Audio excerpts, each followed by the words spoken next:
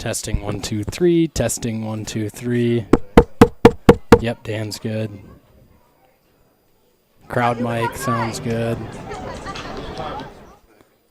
Mic check 1 2 3 4 1 2 3. Yep. So. Comrex check. Or I mean, Is there an event? all right.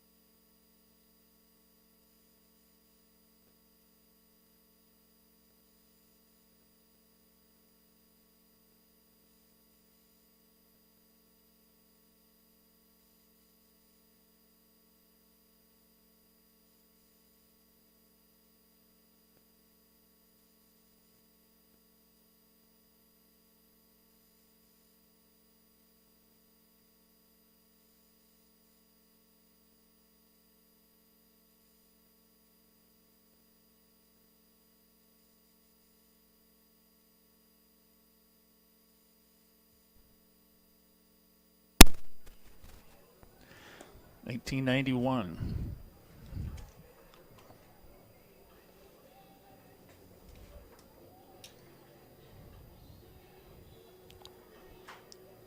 Roosevelt opened in 90. 10 seconds, guys. You have 4 out, Isaac. Yep. 3, 2, 1, go. You're listening to a special presentation from the Real Presence Radio Network.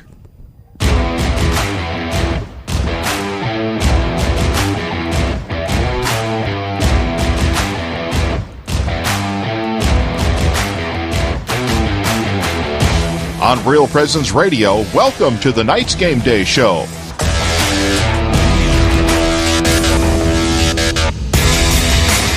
Welcome everyone to Howard Wood Field here for the 30th annual President's Bowl game featuring a matchup between two city rivals in number 3 Sioux Falls O'Gorman and unranked Sioux Falls Washington Warriors at 1-1. I'm Isaac Struck with Real Presence Radio today, joined by my partner in crime Dan Johnson, who you will hear from shortly. O'Gorman and Washington kick off in about 30 minutes, but they'll be third of the 4 games in this year's Sioux Falls President's Bowl, with Sioux Falls Jefferson defeating Rapid City Stevens yesterday afternoon 48-32, and then Harrisburg defeating Sioux Falls Lincoln 35-27 last night in the nightcap. And then tonight at 5 p.m., Game 2 of Saturday's games is Brandon Valley facing off with Sioux Falls Roosevelt. So now I'm joined in the broadcast booth by Dan Johnson tonight. Dan, are you ready for this rivalry to be renewed? O'Gorman, a.k.a. Cathedral, and the Washington Warriors? I tell you what, it doesn't get much better than this. Here you have the old 2 icons of football in Sioux Falls, O'Gorman and Sioux Falls, Washington. Sioux Falls, Washington been around forever. Sioux Falls been around forever. As you just said, it's a 30th President's Bowl.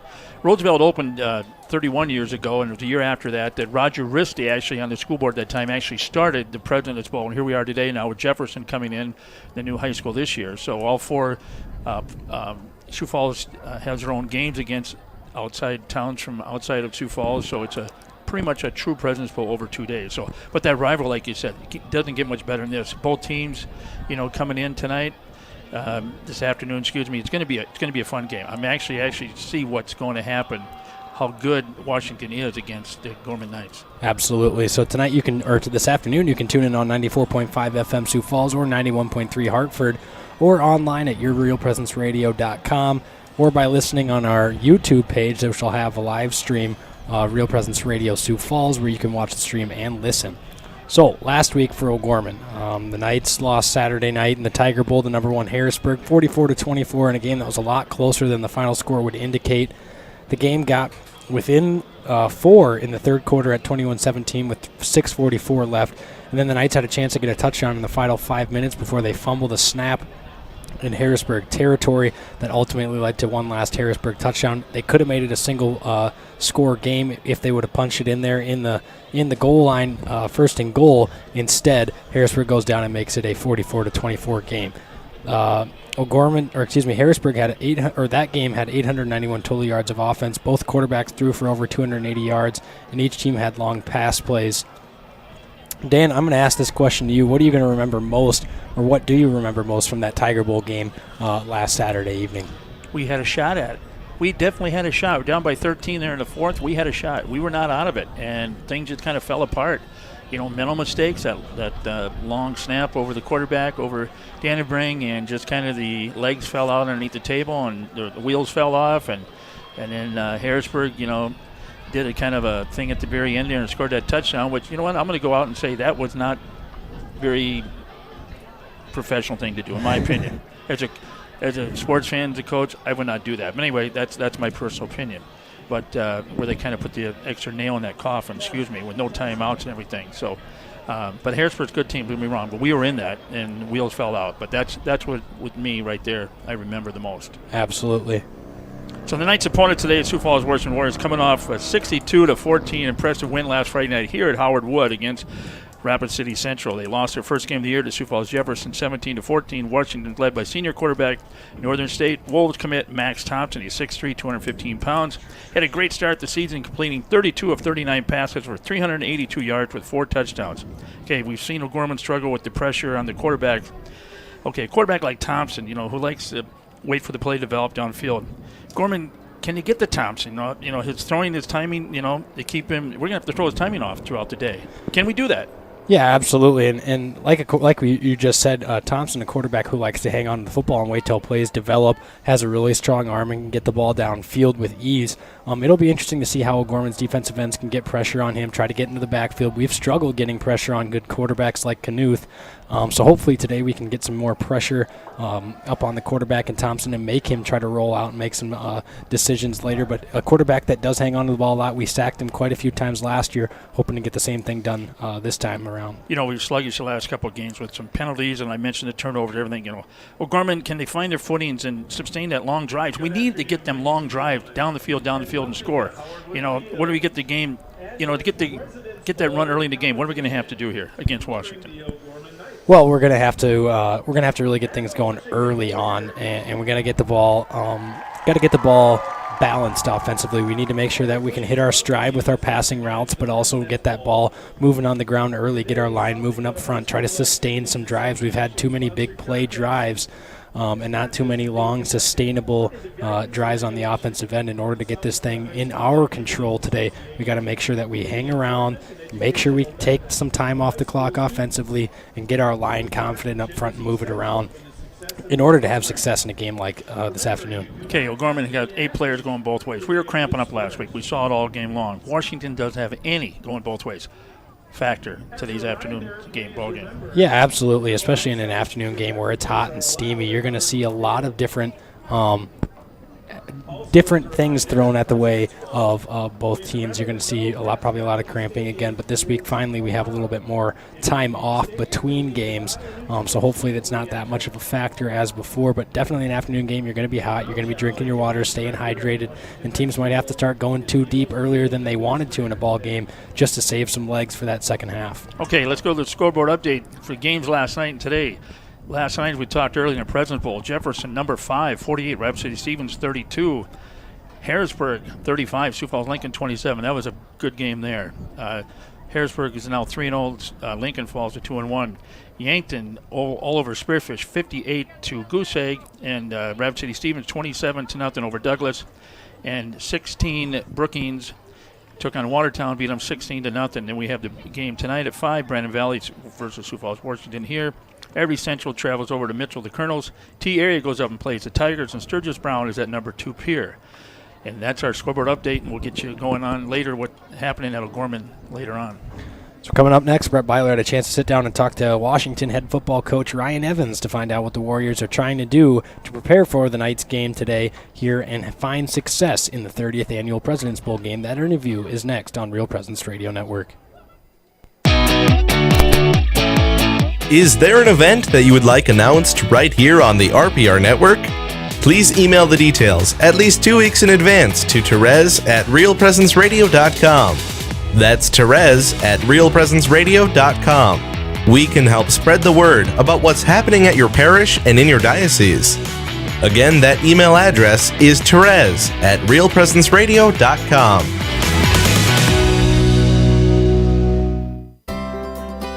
Here at Catholic Family Services, we believe counseling is for everyone. Catholic Family Services is here to help whether you are navigating a life transition, such as going to college or changing career paths, wanting to improve your communication skills, making plans for your future family, or wanting to understand mental health. If you would like more information or to set up an appointment with one of our trained professionals, call Catholic Family Services at 605-988-3775.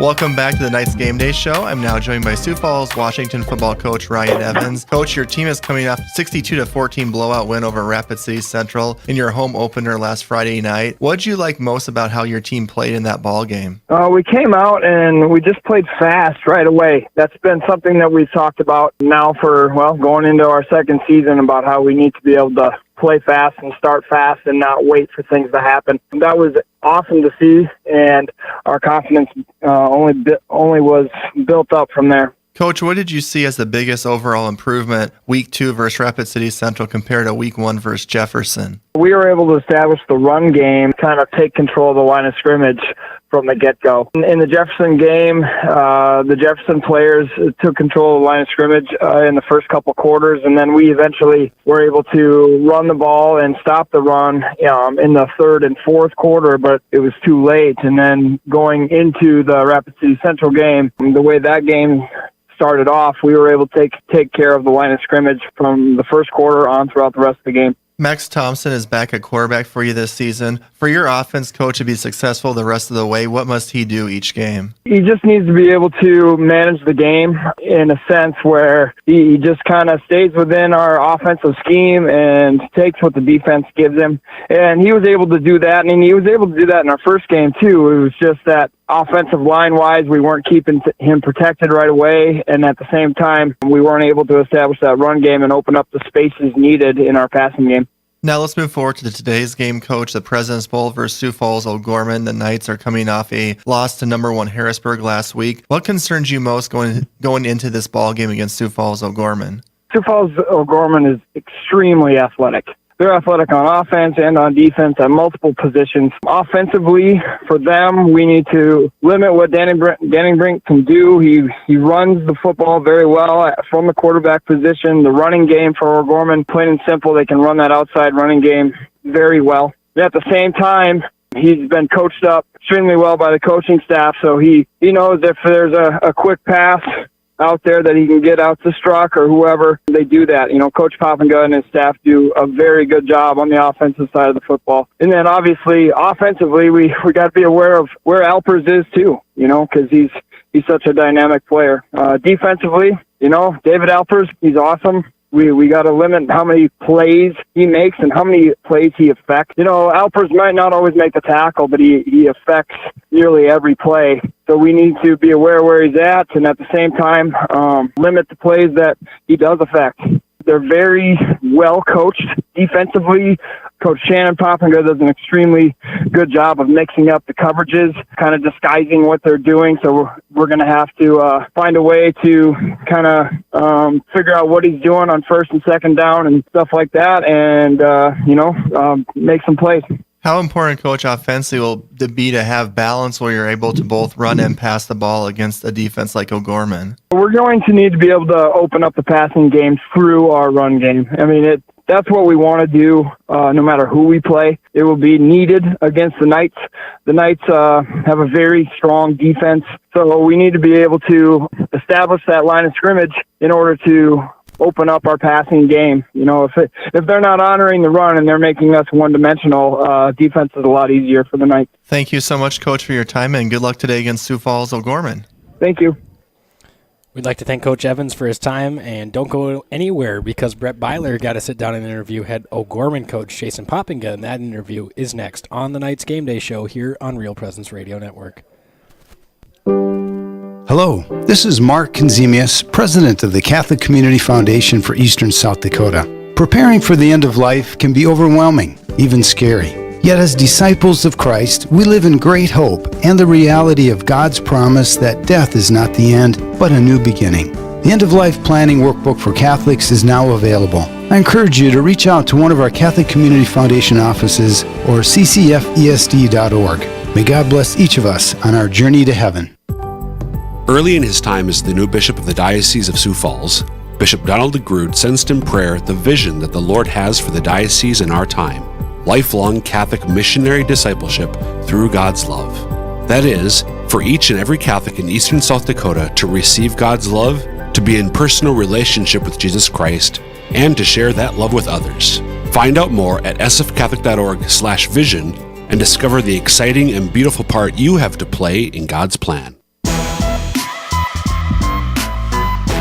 Welcome back to the Knights Game Day Show. I'm now joined by Sioux Falls O'Gorman football coach Jason Poppinga. Coach, we lost last Saturday to number 1 Harrisburg at the Tiger Bowl, 44-24. A game, obviously, the final score doesn't indicate how close that ball game was. We had basically a possession game in the fourth quarter before we fumbled the ball away. I know going into the ball game, Coach, one of the things that you weren't happy with in the Roosevelt game was sustaining drives offensively with only 6 first downs in that ball game. Against Harrisburg, you had a 13-play drive to end the first half and got a touchdown, followed by a another 13-play drive to start the second half and get the field goal. Ended up running 66 total plays to their 50. How happy overall were you with your offense and their ability to sustain drives and move the ball against Harrisburg? Obviously the stats you picked out there, the 21 first downs, over 400 yards of offense, in the night, against the number one ranked team. I mean, those are good numbers. And obviously we're always critical of ourselves that, we come out the first drive of the game, short field, we do our job, we punched in, and then the next 3 possessions were all ones where we had penalties. We have an illegal man downfield, we have a holding penalty, we have an offsides penalty, and all of those ended up resulting us, having to basically punt.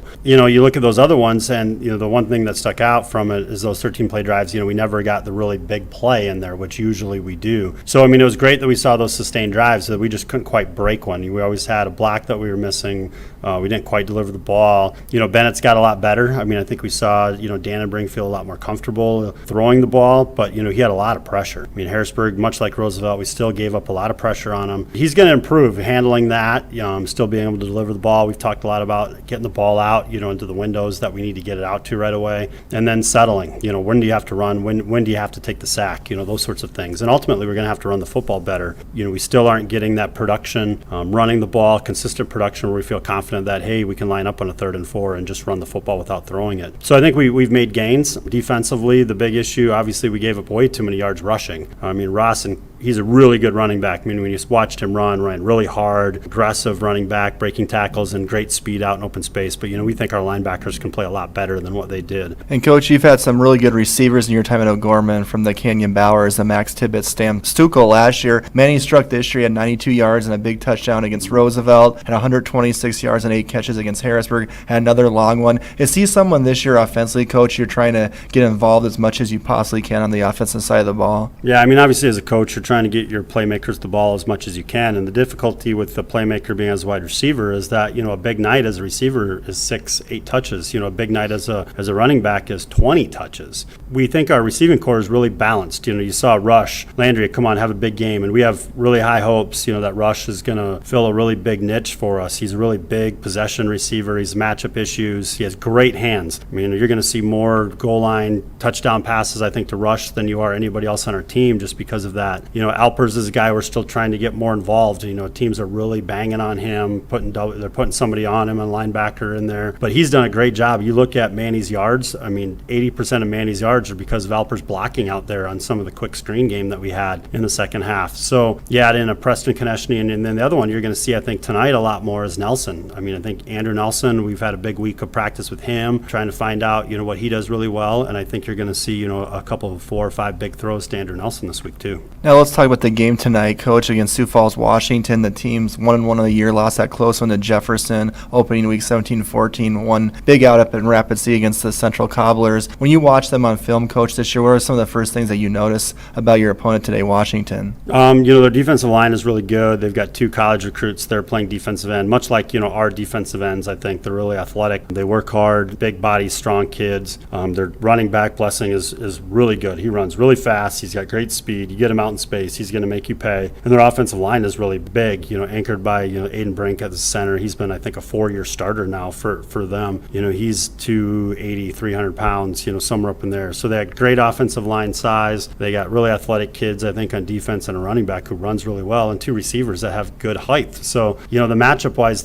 we don't match up really well in some of those positions, but, it's always Washington O'Gorman, and Washington O'Gorman's, the time that I've been here has been some huge games that we've played. So finally, Coach, for your team to get a win over the Washington Warriors today, what are some keys to victory? Well, I think we've talked with our kids. We need to come out really fast. We don't want to be, 7 points in the first quarter. We want to see 14 hung right away, that if our offense goes out and executes and we get some plays and make a play, we really feel like we can come out, and get that quick strike against them. And if we do, we think, they'll kind of hang their heads a little bit. But if we don't, I think you're going to see a 4-quarter battle. If their running back gets involved, if Blessing, gets turning loose and our linebackers don't feel well tonight, it'll be a long morning, afternoon, whatever time it is we're playing. So thank you so much, Coach. Good luck today. Hey, thanks, Brett. Thank you to Coach Poppinga for his time as always. Coming up after the break, we'll sit down and figure out what the Knights need to do to defeat the Washington Warriors in our Keys to Victory segment, and that is up next on the Knights Game Day Show here on Real Presence Radio Network. Need repairs on gas pumps, tanks, and air compressors? Sioux Equipment Company can help. They serve Sioux Falls and the surrounding areas. Sioux Equipment Company also offers services for lifts, signs, decals, and tank truck equipment. Sioux Equipment Company at 605-334-1653 is a supporter of O'Gorman Knights athletics and activities.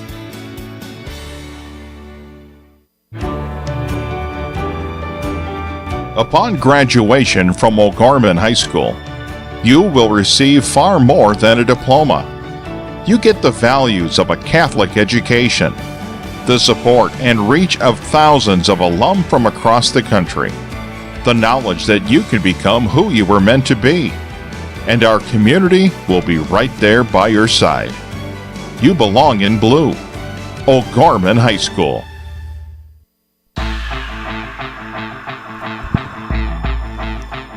Welcome back to Howard Wood Field here at the 30th Annual President's Bowl. And now we will get underway with our Keys to Victory segment. So, Dan, I'll let you take it away. Oh, Isaac, these are your keys. Oh, okay. What do you got to do? What do they got to do? Well, Gorman, first of all, we got to stop the run. We gave up 188 yards rushing last week to Harrisburg, 170 of them to Gavin Ross. Washington's Blessing Tenaya is averaging over 88 yards rushing per game. So we got to make sure that we keep him on the ground and in control. And don't let him break loose into that second level. Secondly, we've got to limit the turnovers. O'Gorman has had 3 turnovers in their first 2 games. Washington has forced 5 turnovers in their first 2, including 4 interceptions. Got to run the ball better. O'Gorman averaging only 93 rushing yards per game in the first 2 games, and a lot of those coming from Bennett Dannenbring in that Roosevelt game. Got to make sure that we're getting our running backs going and going early. Also, getting pressure into the face of Max Thompson, making him feel uncomfortable. We can't just let him sit in the pocket and have all day to throw around, and we got to cut down on the penalties. O'Gorman has had 12 penalties for 115 yards in the first 2 games of the season so far. So now we'll hit our pick-to-click player of the afternoon. Dan, I'll let you take your first pick-to-click here.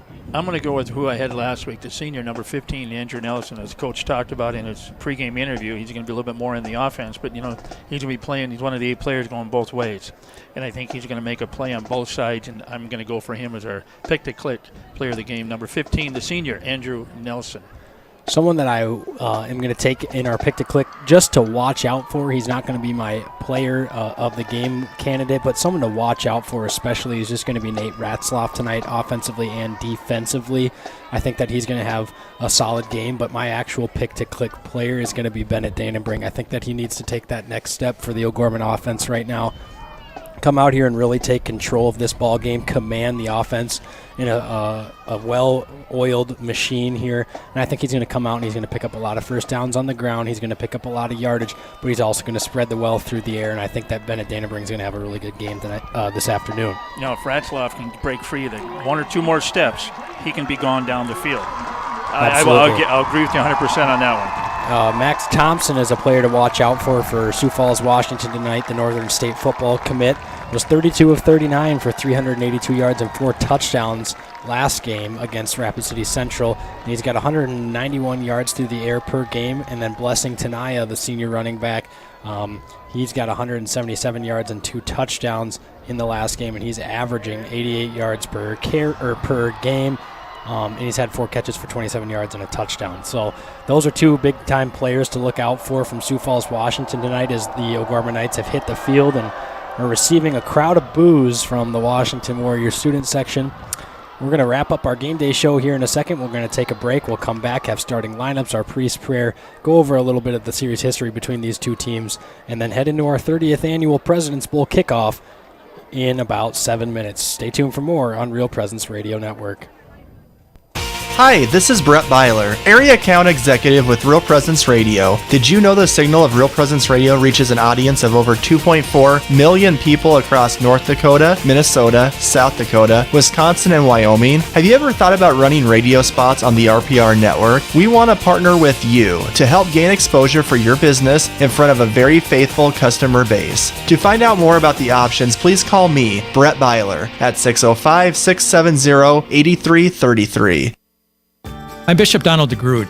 I'd like to invite you to the Through God's Love Conference on Saturday, October 30th at the Sioux Falls Convention Center. Over the last few months, we've been spreading the word about the diocesan vision, lifelong Catholic missionary discipleship through God's love. Now I'd like to invite you to participate in this conference, where we will help you respond to God's call and in turn help others know and love Him themselves. Visit sfcatholic.org and join me in the renewal the Holy Spirit is working in our diocese.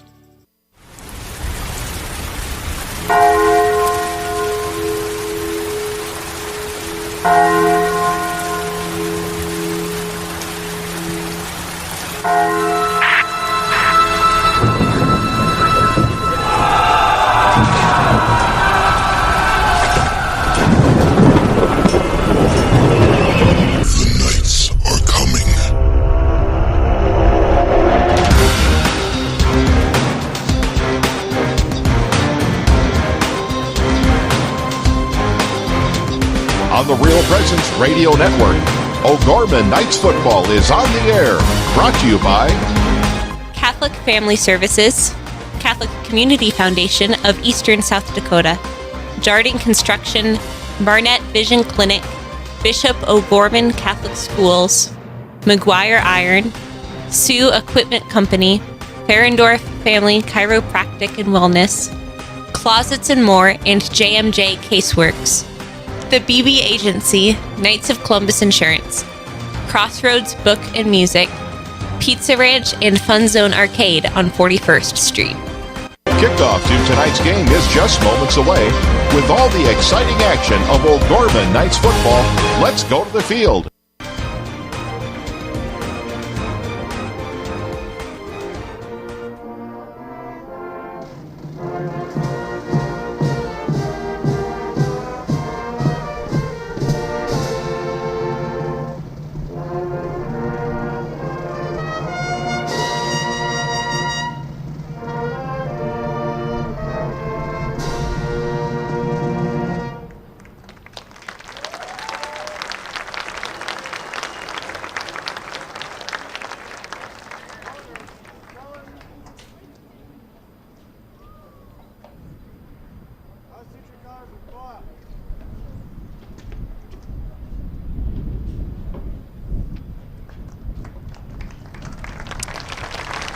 Colors have been retired as we get ready for kickoff here in a couple of minutes. But before we get to our kickoff, just want to set the scene between these two teams, and after that'll be after our prayer this evening. And our priest prayer has been recorded to us from Father Sean Haggerty, the pastor at St. Lambert's Parish in Sioux Falls, South Dakota.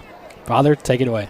This is Father Sean Haggerty, pastor of St. Lambert Parish in Sioux Falls, South Dakota. Let us pray in the name of the Father, and of the Son, and of the Holy Spirit. Amen. In the book of Deuteronomy, we hear, "Be brave and steadfast. Have no fear or dread of them. For it is the Lord your God who marches with you. He will never fail you or forsake you."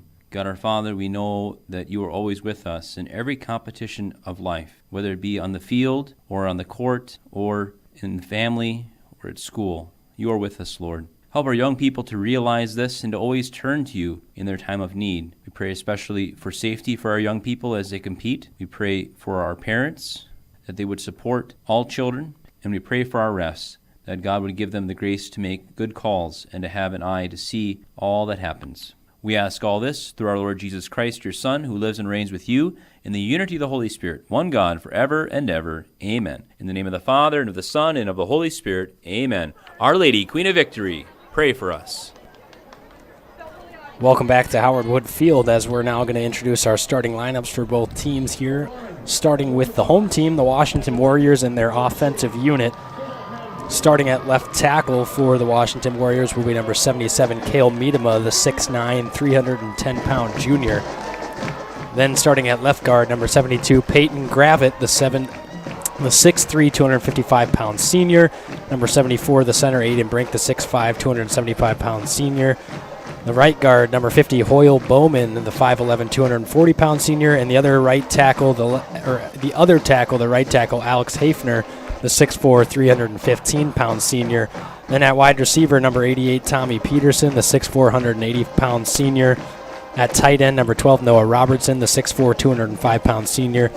Bida Patient, the 5'11", 165-pound senior, other wide receiver. And number 2, finally, Josh Piper, the 6'1", 175-pound senior, another player to watch out for tonight.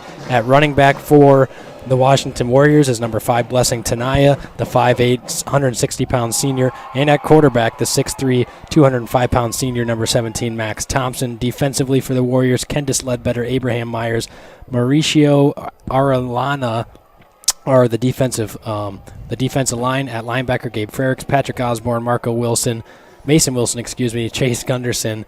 And then cornerbacks, Mandela Muhammad, Garrett Hoffman, and at free safety, Carter Deschner, and at strong safety, Moises Darren Confort. So after the mouthful of names there from Washington, we'll get to the O'Gorman offense as they get ready to take the ball here, as O'Gorman will be receiving the opening kickoff here at the 30th Annual President's Bowl between the Washington Warriors and the O'Gorman Knights, as we've got the Washington student section just down below us.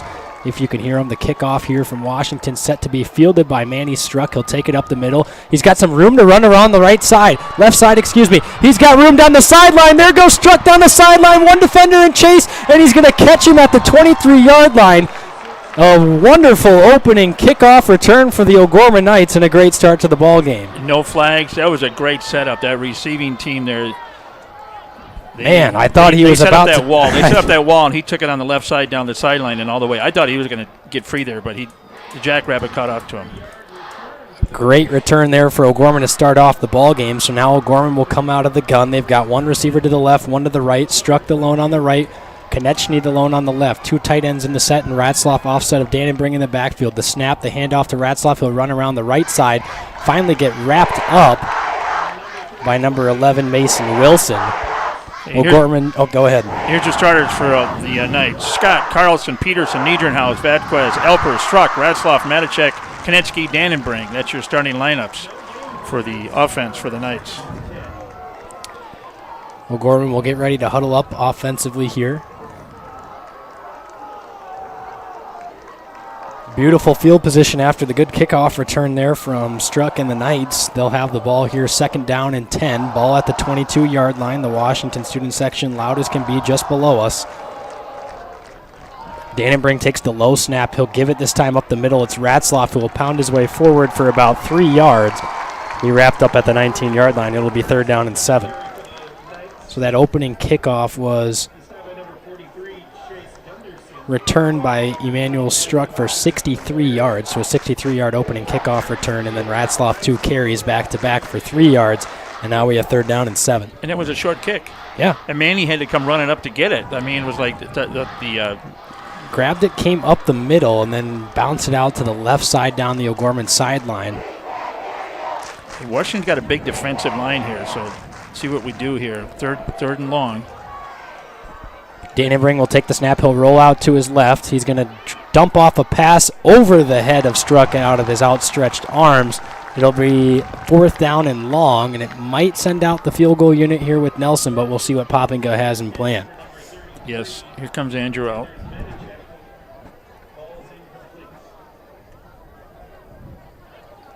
Looks like Nelson's just coming in for Matichek, so it looks like the Knights are going to be going for it here. 4th and 7, ball at the 19-yard line.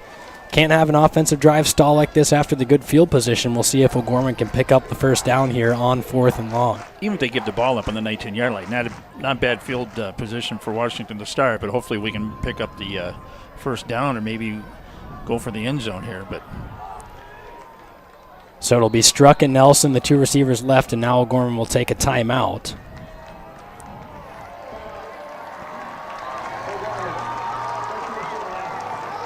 So we'll keep it right here as O'Gorman has the football, 4th down and 7. So a great start on the opening kickoff, and then 2 straight run plays bring up 3rd down and 7, and then an incomplete pass from Dannenbring intended for Struck.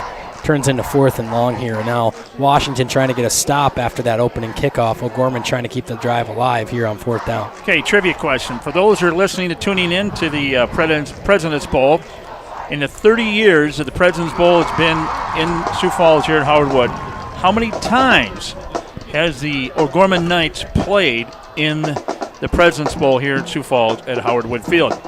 Go to the YouTube page, type your answer in. The first one Brett might be getting a hold of you to win something. You never know. But let's see the guesses. Put them out there. So O'Gorman still huddled up here, trying to come up with something here on 4th down. Brett might have a ticket for the Jackrabbits tonight. I'm not sure. That's probably not true, but we'll just pretend. So Dannenbring will come out of the gun. He's got Konechny, the lone receiver, on the right side. Nelson and Struck out wide left. Alpers, the tight end, and Ratzloff offset to his left. Dannenbring's going to have to get rid of it over the middle, well above the intended target, and no call as that one was. He got held. I think they're going to deem that not a catchable football as that one was thrown well into the back of the end zone, nearly onto the track.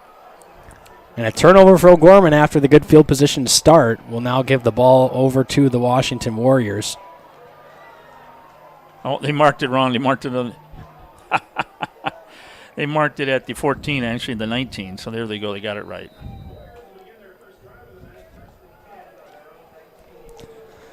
So Washington will start 1st down and 10, ball at the 19-yard line. Thompson will come out of the gun. Tanaya offset to his left, 2 receivers to the right. Thompson throws over the middle. This one's going to be caught for about 8 yards. That was Noah Robertson, the tight end. He's starting defense for the Knights. It's Carlson, Landry, Elpers, Peterson, Matichak, Ratzloff, Cheddar, Struck, White, Nelson, Height is your starting defense for the Knights this afternoon. 9:46 here in the first quarter. No score. The 3rd game of the 30th annual President's Bowl.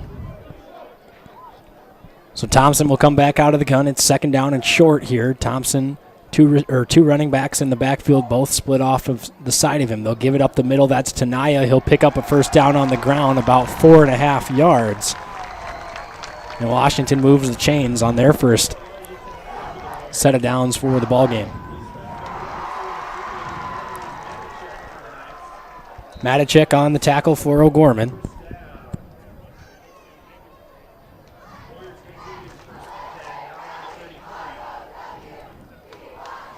So Washington will come out now, 3 receivers to the left. Tanaya offset of Thompson in the backfield on the right side. He'll send Noah Robertson in motion from right to left. He'll get back on the line of scrimmage on the left side. Clap of the hands from Thompson. He'll hand off, running around the left side. Nowhere going, and he's going to be wrapped up by Gabe Cheddar for a gain of 1. A sweep around the left side, and Tanaya had nowhere to go. Tackled by Gabe Cheddar, and that'll bring up 2nd down and 9. They were reading that all the way. They were keying on that to the left side of the field.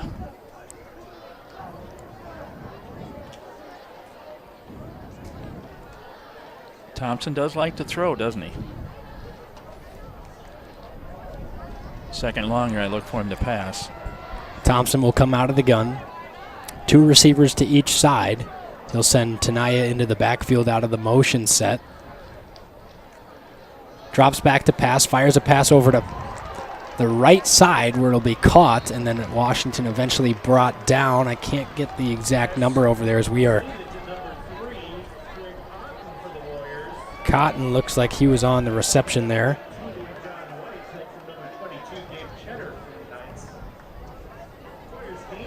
So it'll be 3rd down and 6. So you're having a hard time reading them orange numbers? You know, it's a long ways away from up here in the press box. A little difficult to see. Oh, wait till you get to be 6. 3 receivers to the left. Thompson out of the gun. Tanaya offset to his left. He'll take the snap, look over the middle at his tight end. Now he's got pressure from the backside, and it's going to be Carter Peterson on the sack. Peterson gets to Thompson, and that'll bring up 4th down. There we go. That's what we needed. Washington looks like they're bringing out the punt team, Isaac. So Washington will send out the punting unit here. Well, that's a different huddle for the punt team there. Look at that. That was very quick. That punt is dropped. Oh, he handed it off. They weren't ready for that, and they fumbled it, folks, on the 30-yard line. Washington will take over on their own 30. So Gorman tried to get sneaky. Ends up turning the ball over. Who was the one that caught that ball first? Konechny and then tried to hand it off to Struck, and some miscommunication between the two of them, and then the ball popped out of the hands of Struck.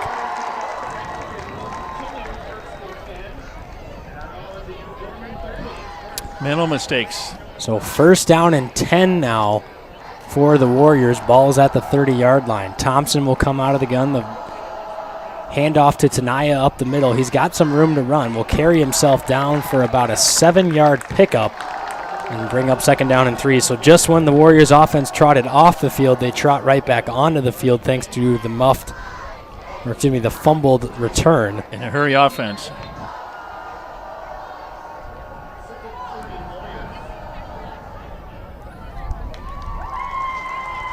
And coach is not happy because Gorman had a late guy getting off. He wanted to snap the ball, and the refs held him up.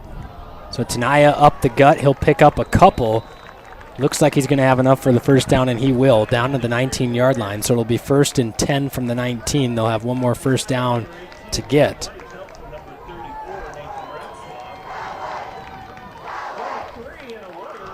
.6:23, Washington knocking on the door here in the 1st quarter. We're scoreless.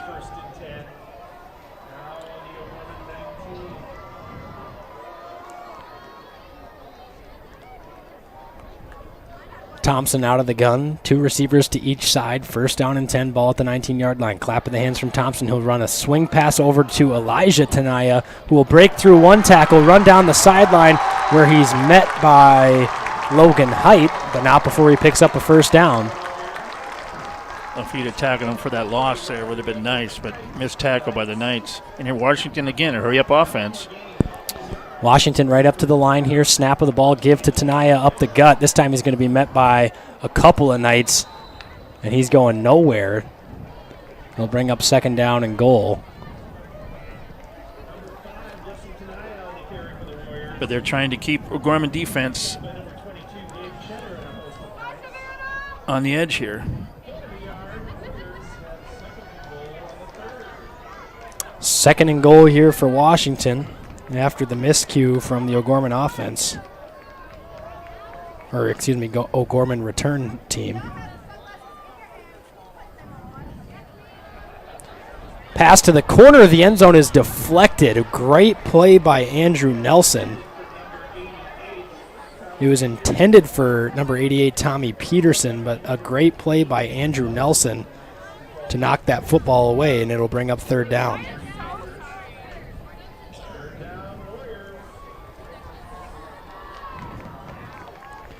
So 3rd down and goal here for Washington. This would be a huge stop for O'Gorman if they can get it. I look for the corner end zone here. Yep, 3rd and goal. Nelson trots to the far side of the field. Now they'll send a tight end in motion, and Piper. Thompson with the snap. He'll look on a quick out route. Now he's got nothing doing. Time to run in the backfield. He's going to eventually throw over the middle. That pass incomplete, and it'll be 4th down and goal. Nice pressure by the Knights there to get to Thompson. So now Washington will send out the kicking team here. The field goal unit, and number 13, Chris Peterson, the senior, will be on to attempt the field goal. Matichek was all over him. So yeah, Matichek almost got in the backfield for the sack there, caused the inerrant throw of Thompson, who nearly squeezed a nice pass over the middle. That kick is up and good. So the Warriors on the board first. They take advantage of the fumbled punt return and pick up 3 points on the scoreboard. And with 4:57 left here in the 1st quarter, Washington leads the O'Gorman Knights 3-0 at the 30th Annual President's Bowl here at Howard Wood Stadium in Sioux Falls. Stay tuned for more Knights football here on Real Presence Radio Network. Your family is depending on you to provide financial security for them. The Knights of Columbus can help you with insurance solutions such as disability income, long-term care, both term and whole life, annuities, retirement, and estate planning services. Join the Knights of Columbus today at kfc.org/join us for access to all these insurance services. Call the BB Agency at 605-882-8689. That's 605-882-8689. Are you ready for some football? Real Presence Radio has you covered. We will be broadcasting and video streaming Sioux Falls O'Gorman Knights football games both home and away this fall, starting on Saturday, August 28th. Have your business's radio spot heard across the radio, YouTube video stream, mobile app, and RPR website during all our O'Gorman football broadcasts. If your business would like to sponsor our O'Gorman football broadcast, contact me, Brett Byler, at 605-670-8333.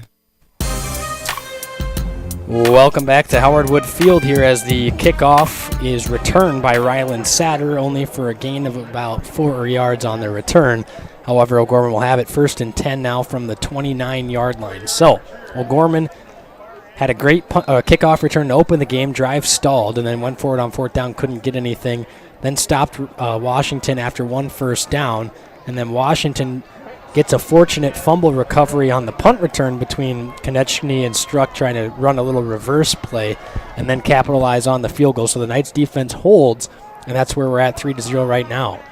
Struck in motion, now a quick snap back over to Struck. Struck's going to be met by Osborne. There's going to be a holding call on O'Gorman regardless. We got our first flag of the afternoon. That was right there on the guard there, right in the pocket. So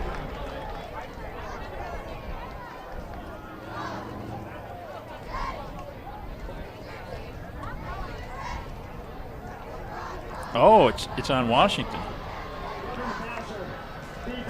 Roughing the passer is the call. It'll be a 15-yard penalty and an automatic first down for O'Gorman. So ball moves all the way up to it's going to be a 10-yard. No, 15-yard penalty. Ball moves up to the 41 from the spot of the foul. Now it looks like they're going to fix the clock here. Well, the white hat wasn't in position. There we go. He had to go over and pick up his flag and get back over. So O'Gorman comes out, 3 receivers to the left, 1 to the right. Danenbring out of the gun. He'll give it off to Peterson, who rumbles down the right side. Doesn't have much going. He'll pick up 2 yards on the ground before he is met by a couple of Warriors, including, I believe that was Matthew Oggeman. they get out there and get that block. That play is going to work on him.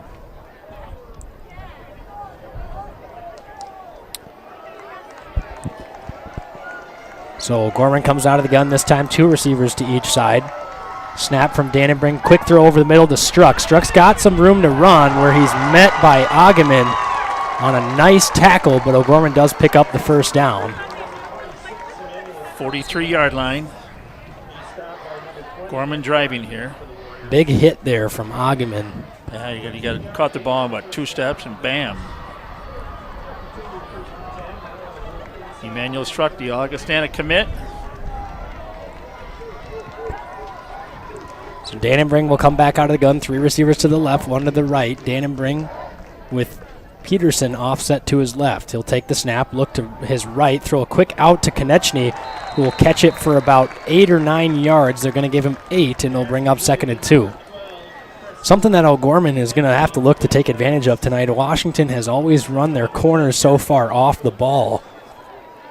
You might be able to see a couple of quick outs over on that side as the corners just seem like they play such soft coverage. They're pretty loose. Always about 10 yards off the ball.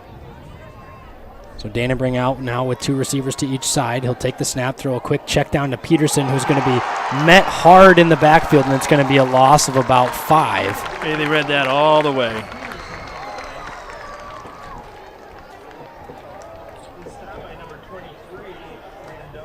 And that ball just kind of floated out there too. It wasn't a quick. And Muhammad with a nice tackle there. 3rd and 7, 2:39 to go here in the first quarter of the President's Bowl.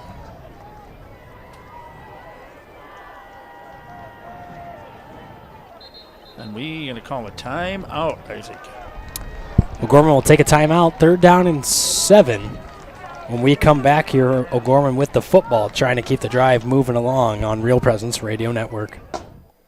Real Presence Radio is now on Google Assistant devices, including Google Home, phones, tablets, and smart displays. To start this action, say something like, "Okay, Google, talk to Real Presence Radio." It will then ask what station you want to play, to which you can respond, "Play Sioux Falls," or "Play AM 970," or "Play WWEN. From there, you can use words like play, pause, and stop. Listen to RPR anytime, anywhere, now on Google Assistant devices.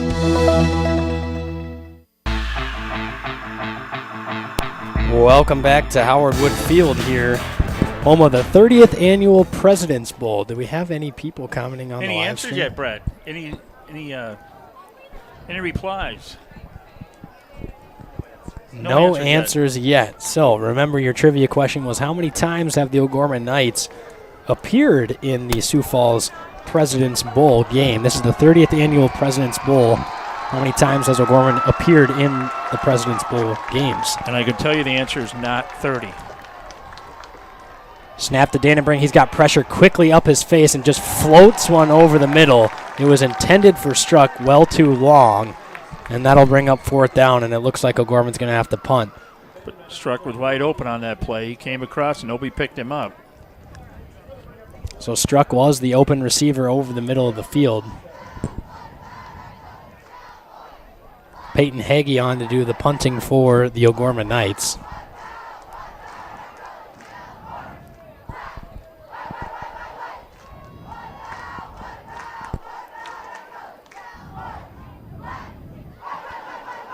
High punt by Hagee. It's going to take an O'Gorman-ish bounce, and now it's going to roll backwards and take a little bit of a Washington bounce, where it's finally downed at the 24-yard line.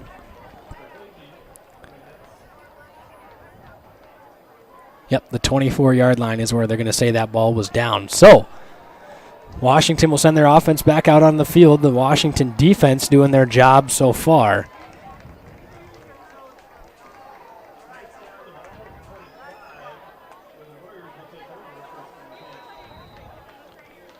So this will be Washington's 3rd possession of the game. 2:05 to go in the first quarter. Washington top 3-0.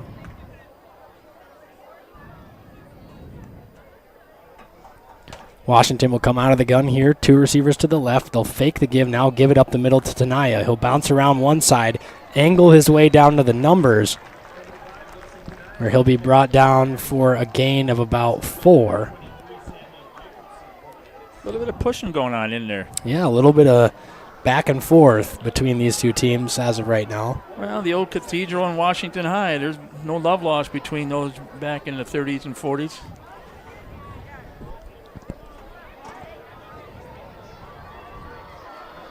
The O'Gorman offensive line over on the sideline, corralled together by Vinny Olson. Don't be offsides there, Mr. Jacobson. Throw over to Josh Piper is quickly caught, but only about a gain of a yard. A nice tackle there by Preston Konechny. And then the whole Washington defense sitting here down on the sideline all together on the benches. Something that Washington's done for years now.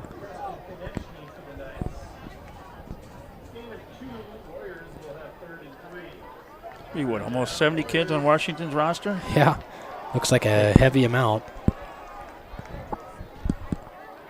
One of the teams not impacted by the shaking of the new high school. So Washington will come out, 3 receivers to the right now, 1 receiver on the left side. Thompson out of the gun, takes the snap, quick throw over the sideline. Caught on the sideline. It looks like it was Josh Piper. Nope, it was Ogman on the reception. First down, are they going to? Yep, they give it to him. Nelson on the tackle. Otten is actually the one on the reception there for the Warriors, and that'll bring up another first down for Washington. See if they get this snap off. 24 seconds. Yeah, they looks like they will. Thompson 3 of 5 so far, or 4 of 6 so far for 30 yards through the air. Jacobson offsides. Well, if you're going to do it on first down.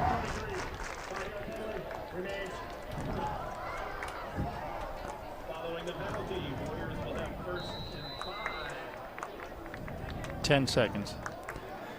10 seconds on the clock, 8 seconds now. Thompson out of the gun will take the final snap of the quarter. He'll give it up the middle to Elijah Tanaya, who is brought down by a couple of Knights, but it took a second effort. And that'll do it for the first quarter here at Howard Wood Field. The Washington Warriors lead the O'Gorman Knights at the end of the first quarter, 3-0 here in the 30th Annual President's Bowl game. Stay tuned for more on Real Presence Radio Network.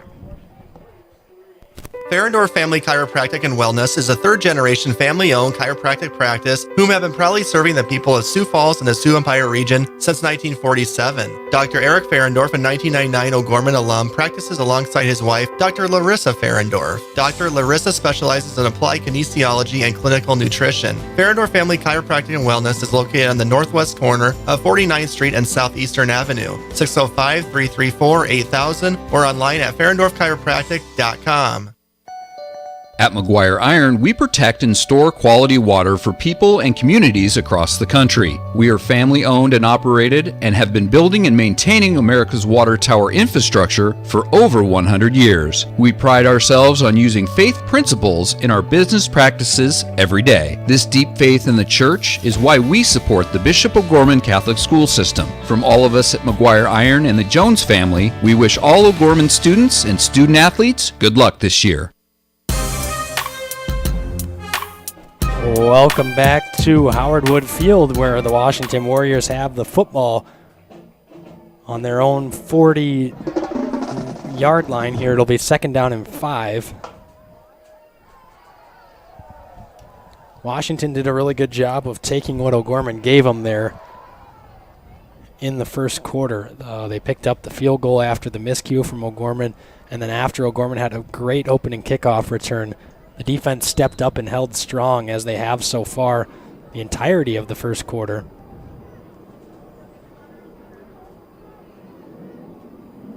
A lot of mental mistakes on the part of the Knights here on this first quarter. Washington leads 3-0 here as we start the second quarter of the 30th Annual President's Bowl here at Howard Wood Field in Sioux Falls. Washington will come out of the gun this time with Thompson.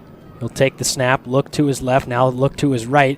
Now he's going to dump off a quick screen over to Tanaya, who's going to pick up the first down on the ground.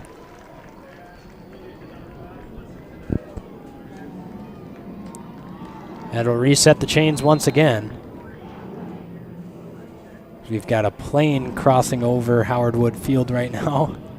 That's the Jets, the 114th taking off. South Dakota Air National Guard. Right now, Washington outgaining the O'Gorman Knights 65-19 in yardage from scrimmage. Something that's got to change if you're the O'Gorman Knights offensively. Thompson out of the gun, takes the snap. He'll give up the middle. This one's Elijah Tanaya, who will burst through the secondary and be tackled at the 46-yard line, 47. He'll bring up 2nd down and 2. Came right through that second level past the linebackers and was met by the safeties, following the big offensive front from the Washington Warriors. 310, 255, 270, 240, and 315 on the offensive line. Pretty solid. They can make some holes there. Some big tackles as well with Miedema and Hafner, both Miedema 6'9" and Hafner 6'4". Give up the middle to Blessing Tanaya, where he'll pick up another Warriors first down. So Washington just continuously moving the chains on offense.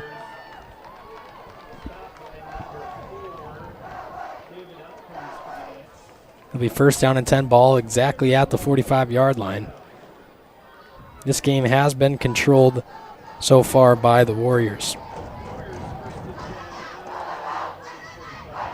Warriors are just gradually driving the ball down the field. It's their 4th first down of the ball game. Thompson will give it off to Elijah Tanaya. Alpers nearly had a hand on Tanaya in the backfield. Now Tanaya rolls around the left sideline and will pick up. They're going to give him, I'm going to say he stepped out of bounds, shy of the first down by about 3 yards. 39. 4 yards short, so it'll be 2nd down and 6. It looked like they were going to give him the extra couple yards down the sideline for a second and then marked him short. He's got some speed there. He kicked into afterburners there when he rounded that corner, and I thought he was going to be gone there for a second.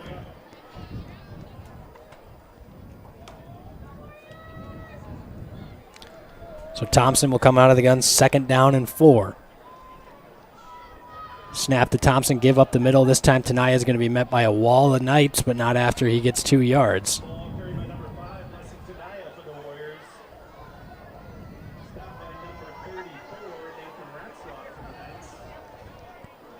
So Ratzloff on the tackle. It'll bring up 3rd down and 2. The Warriors have 38 yards on the ground so far. Just need to pick up 2. 9 carries for 38 yards with a long of 15. That was from Blessing Tenaya. Snap to Thompson. He'll drop back to pass, throw a quick out to Piper, who then bursts up the seam.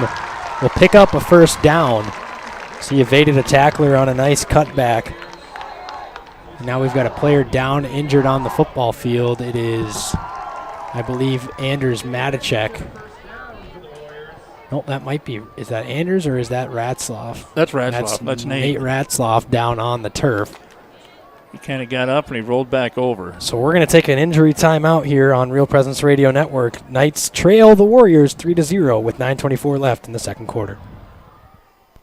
I'm Bishop Donald DeGrood. I'd like to invite you to the Through God's Love Conference on Saturday, October 30th at the Sioux Falls Convention Center. Over the last few months, we've been spreading the word about the diocesan vision, lifelong Catholic missionary discipleship through God's love. Now I'd like to invite you to participate in this conference, where we will help you respond to God's call and in turn help others know and love Him themselves. Visit sfcatholic.org and join me in the renewal the Holy Spirit is working in our diocese.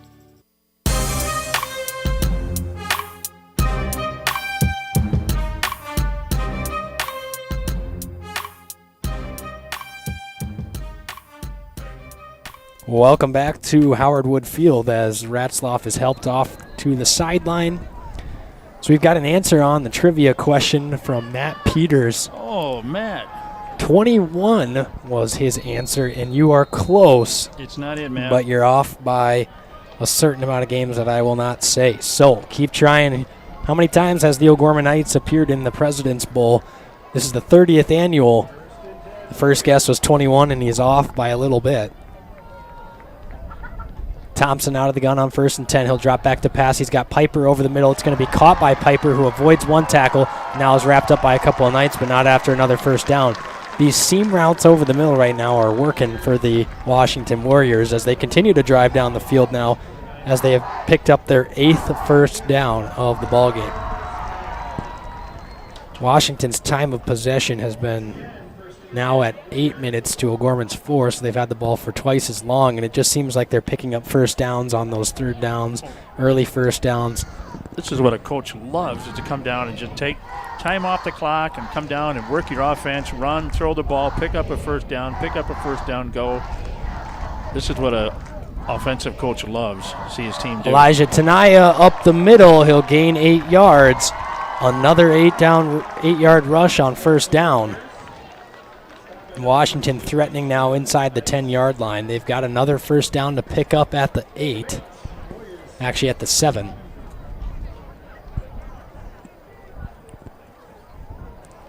Gorman in a little bit of a danger zone here. They got to get something going on the offensive end in this upcoming drive, regardless of what Washington puts up here points-wise. The O'Gorman defense can get strong here and force a field goal. The Knights would be in good position, but a touchdown here is going to force you to have to get something going because Washington will receive the 2nd half kick. Give to Tenaya up the middle. He's going to gain a yard. He'll be short of the 1st down. We're going to mark him a yard shy, so it'll be 3rd down and 1. Okay, the defense prevailed before at the other end. Let's see if they can hold up here 2 downs and hold them here. Make them kick a field goal here. 3rd down and 1. Yeah, 3rd and inches, less than a foot, it looks like, for the Warriors. Will they take it around by Meadham on the left side? 2 receivers to the left, 2 running backs in the backfield, both Tenayas.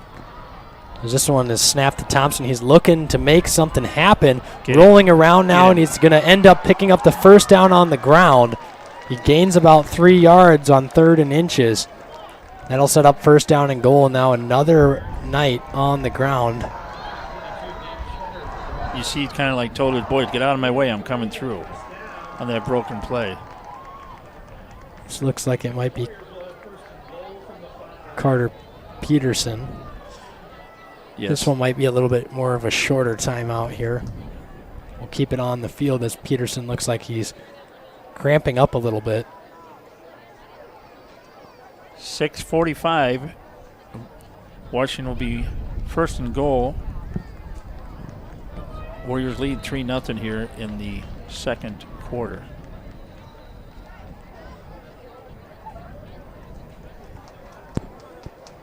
So that's 2 players down in the last 3 plays. Quick glance at some of the stats so far. Washington has picked up 9 first downs. Excuse me. Yep, 9 first downs to O'Gorman's 2. They've got 57 yards on the ground, 56 through the air for 113 total yards to O'Gorman's 19 total yards. Here we go. First and goal, ball on the 5-yard line. Thompson will come out of the gun. He's got a tight end moving from left to right now to join 3 receivers on the right side. He'll now get back on the line. Thompson, clap of the hands, give to Tenaya. He'll bounce it around the outside. Nearly tripped up. This time he's going to be stuck by Struck, but it's going to be 2 yards short of the end zone. Second down and goal.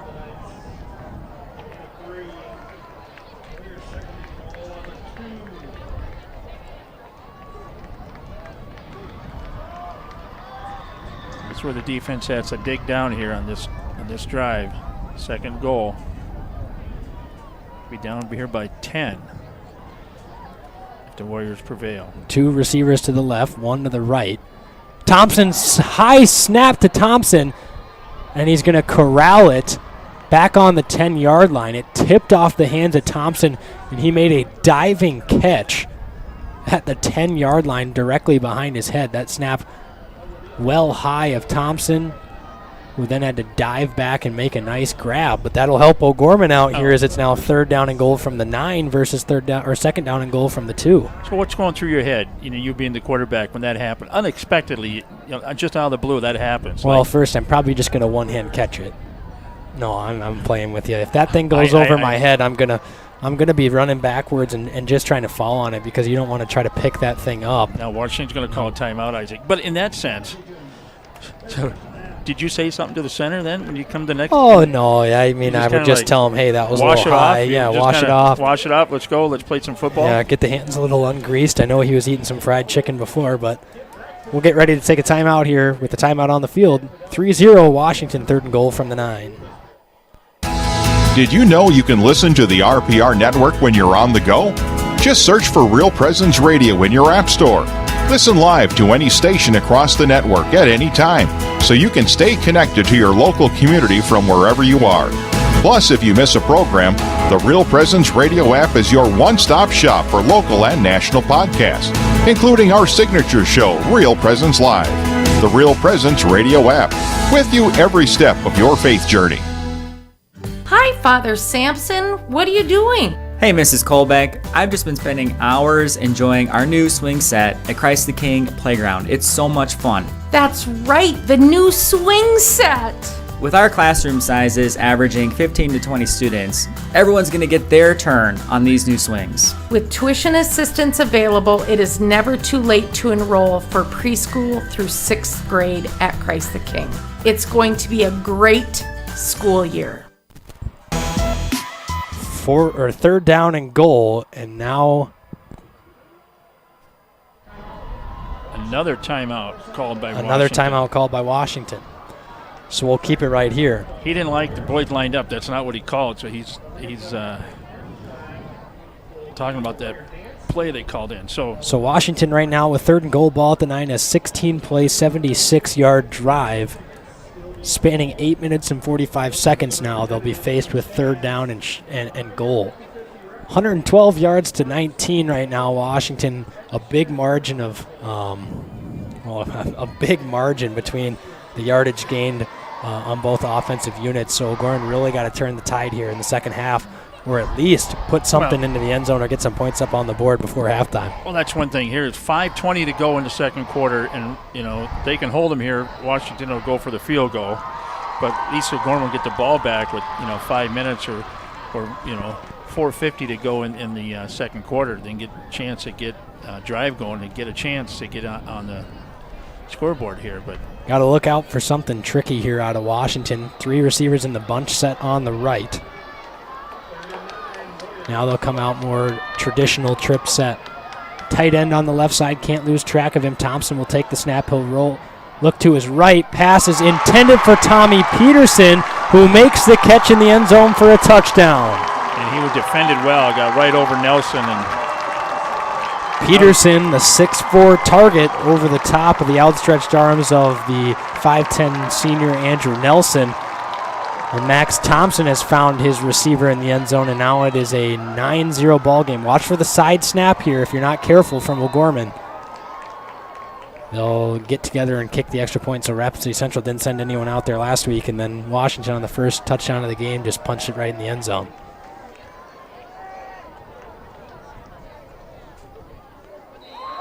That extra point is up and good.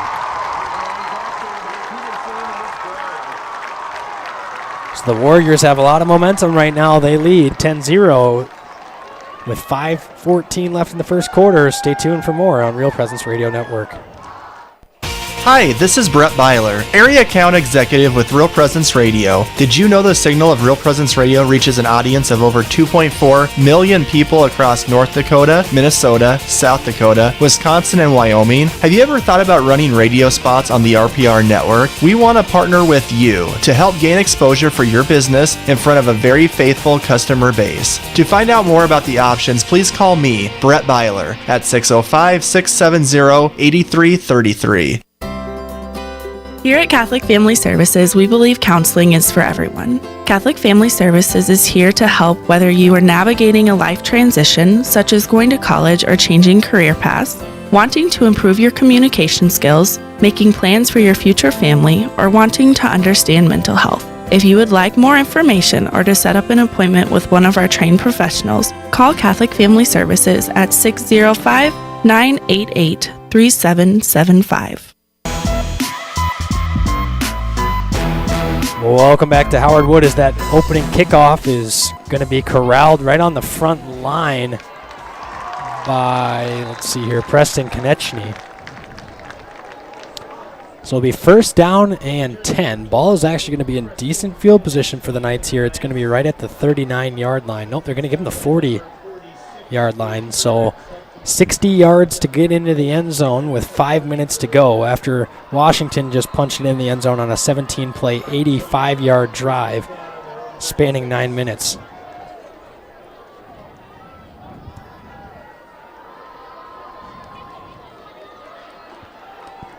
Dannenbring rolling out to his right where he's going to be planted by a Washington defensive back. That was Garrett Hoffman on the tackle. Hey, 5 minutes in the second quarter here before half. O'Gorman's got the ball on the 37-yard line. Let's see if we can eat up the clock here and take it down and get a touchdown here to make it 10-7 before half. Nice tackle there by Garrett Hoffman. Garrett, actually a former teammate of Manny in baseball, will be teammates again this summer for the Renner Royals. So two good buddies there as they both line up across the field from each other. Oh my goodness, and another timeout from O'Gorman, and Poppinga is not happy. And that's his last timeout of the half. Washington has one left, so O'Gorman now with no timeouts here with 4:21 to go in the second quarter, down by 10 here at the 30th Annual President's Bowl.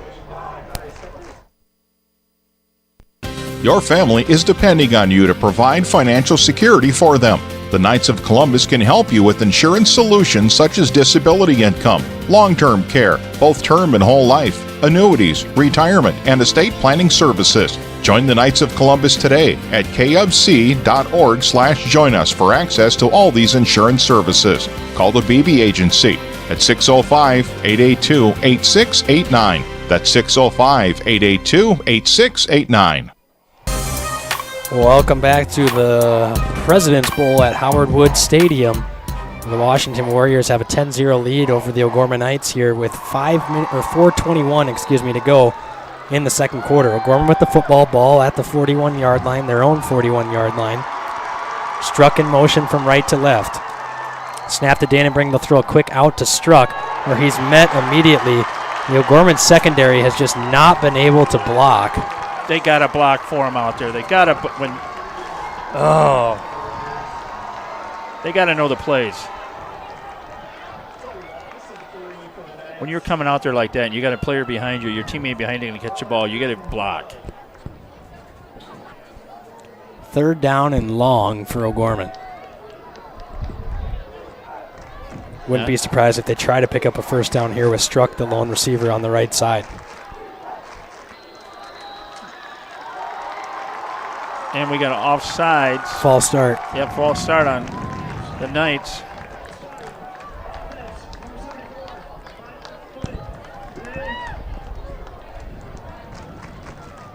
Third and 17 now. A really ugly first half for O'Gorman offensively. It's tough to say that on the air, but 17 yards over 2 quarters of football and continuously shooting themselves in the foot execution-wise. As Notre Dame football coach would say, I'm in favor of it. 7-yard reception for Struck along the right side, but that'll be it. 4th and 10. 4th and 11. Yep, 10 and a half.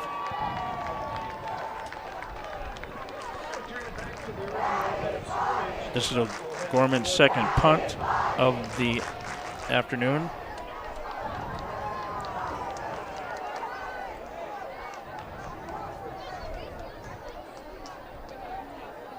Snap to Hagee, punt is sent away. High end-over-end kick will be fielded by Otten. And the Warriors will send the offense back out. Warriors started on the 28. The last drive they started on the 30. 2:49 to go in the first half. The Warriors up 10-0 here, the Knights. And remember, the Warriors will get the ball at the start of the second half. Defense has got to be tired. Like, we're playing 8 guys both ways.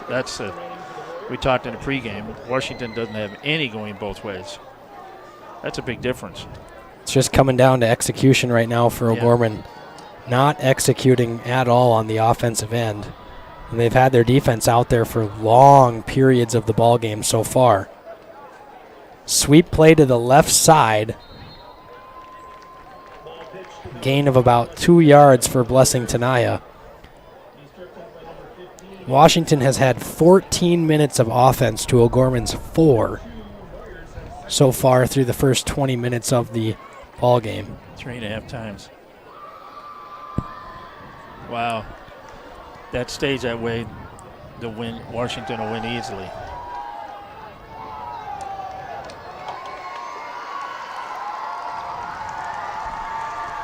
Second down and 8. Remember, O'Gorman with no timeouts here.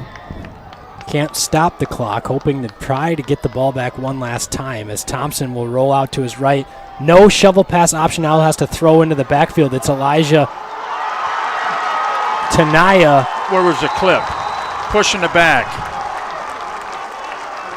Nelson just got nailed in the back and no call.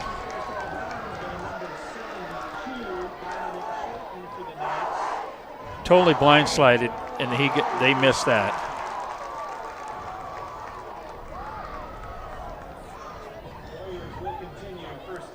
First and 10.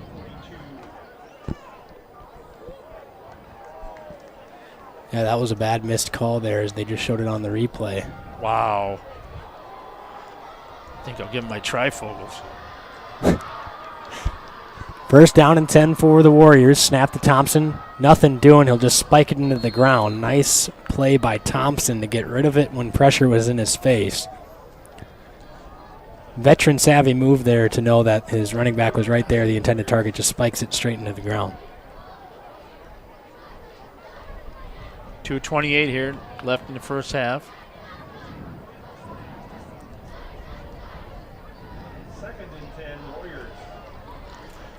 Update from South Bend. Notre Dame, the Fighting Irish, 7. Toledo, nothing. Right away in about a minute and a half into the first quarter, the Irish scores.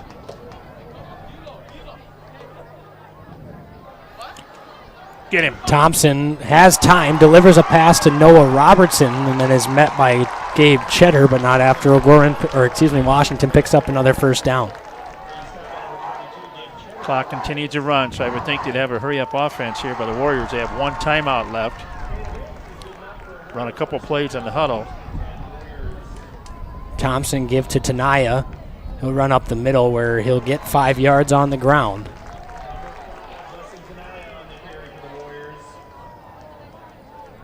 Under 2.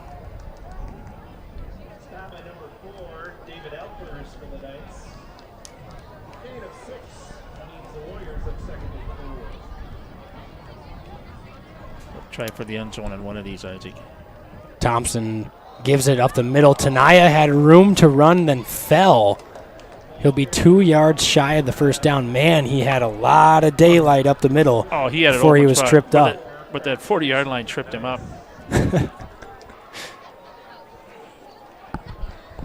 Minute 24. 3rd and 2. Thompson out of the gun here. Takes the snap, looks to his right, quick pass over to Piper.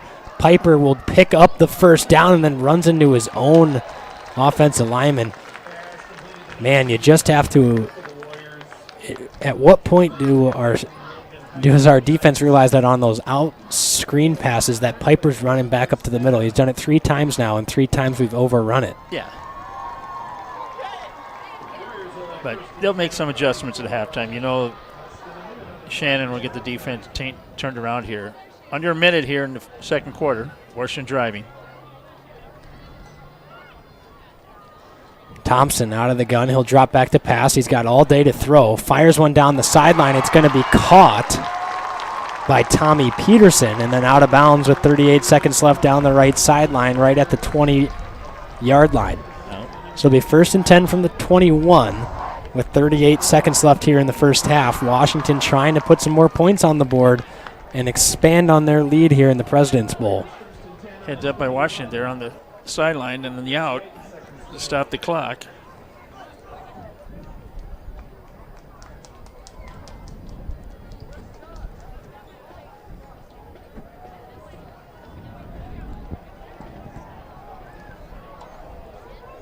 Thompson out of the gun, takes the snap. He'll look over the middle. He's got pressure in his face and immediately is going to be brought down and sacked.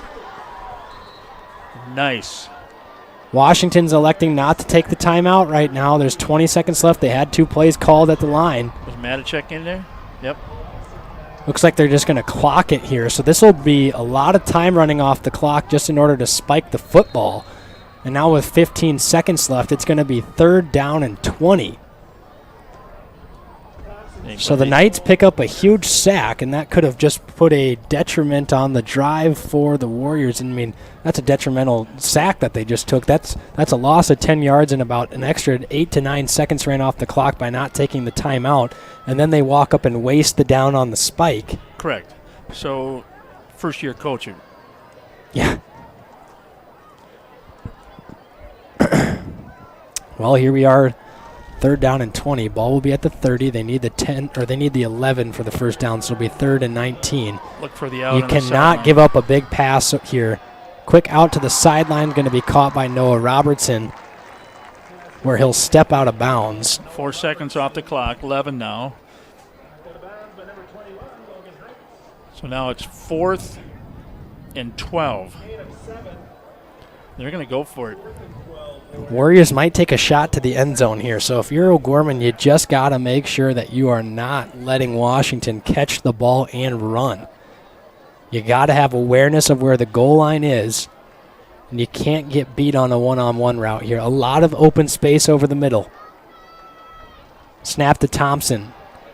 He'll look to fire a pass over the middle. It's tipped and intercepted by Nate Ratzloff. So off the hands of Josh Piper, usually a sure-handed receiver. Nope, that was Otten for the Warriors. So off the hands of the receiver, and the Warriors are going to come up empty-handed. So maybe the turn of the tide that O'Gorman needed. Forcing a turnover there on 4th down and 12. I was shocked how you're going to throw in the middle like that. To me, I'm going to go for the end zone. I'm going to one of the corners.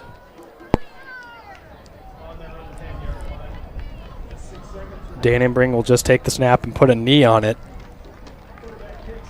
And that'll do it for the first half. So the Warriors come out and absolutely dominate from the line of scrimmage from the first snap of the ball game offensively for the Warriors, or for any team other than that.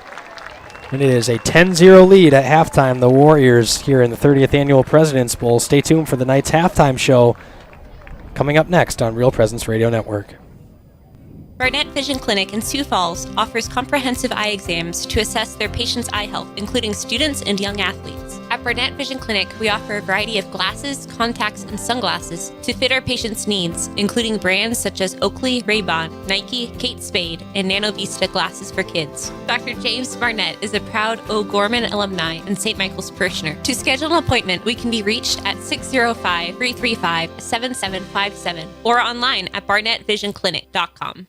J&J Caseworks and Closets and More is a proud sponsor of the O'Gorman Knights. Following the same rich, winning tradition, family, and Christian values, J&J Caseworks strives to create a work environment to call home. Family-owned and operated, J&J Caseworks has several full-time positions available. Our team members pursue career goals, learn new skills, and get the recognition they deserve. To set up an appointment, J&J Caseworks can be reached at 605-332-0805 or email jobs@jmjcaseworks.com. Go Knights!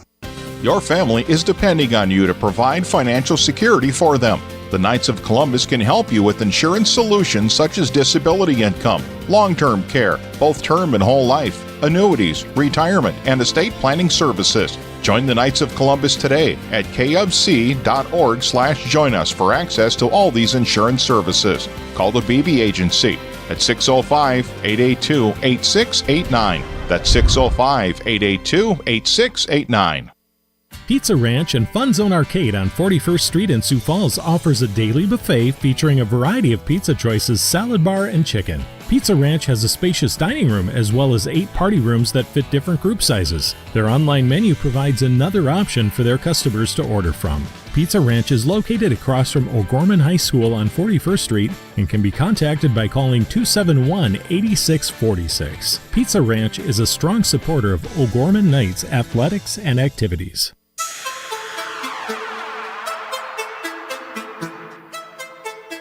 From the Real Presence Radio Network, welcome to the O'Gorman Knights Halftime Show. Brought to you by your Knights of Columbus field agents for the Sioux Falls area, Jeff Gillen and Phil Carlson.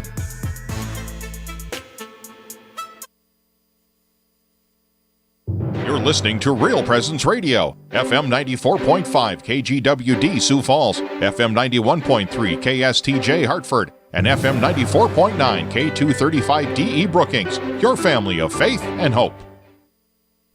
Welcome back to Howard Wood Field, where the O'Gorman Knights trail the Washington Warriors 10-0 at the end of the first half. This has been a rather ugly first half for the O'Gorman Knights offensively, and their defense is hanging in there. But when the defense is on the field for 17 minutes of the first half, you're going to be a little bit tired and not able to sustain any stops on the defensive end.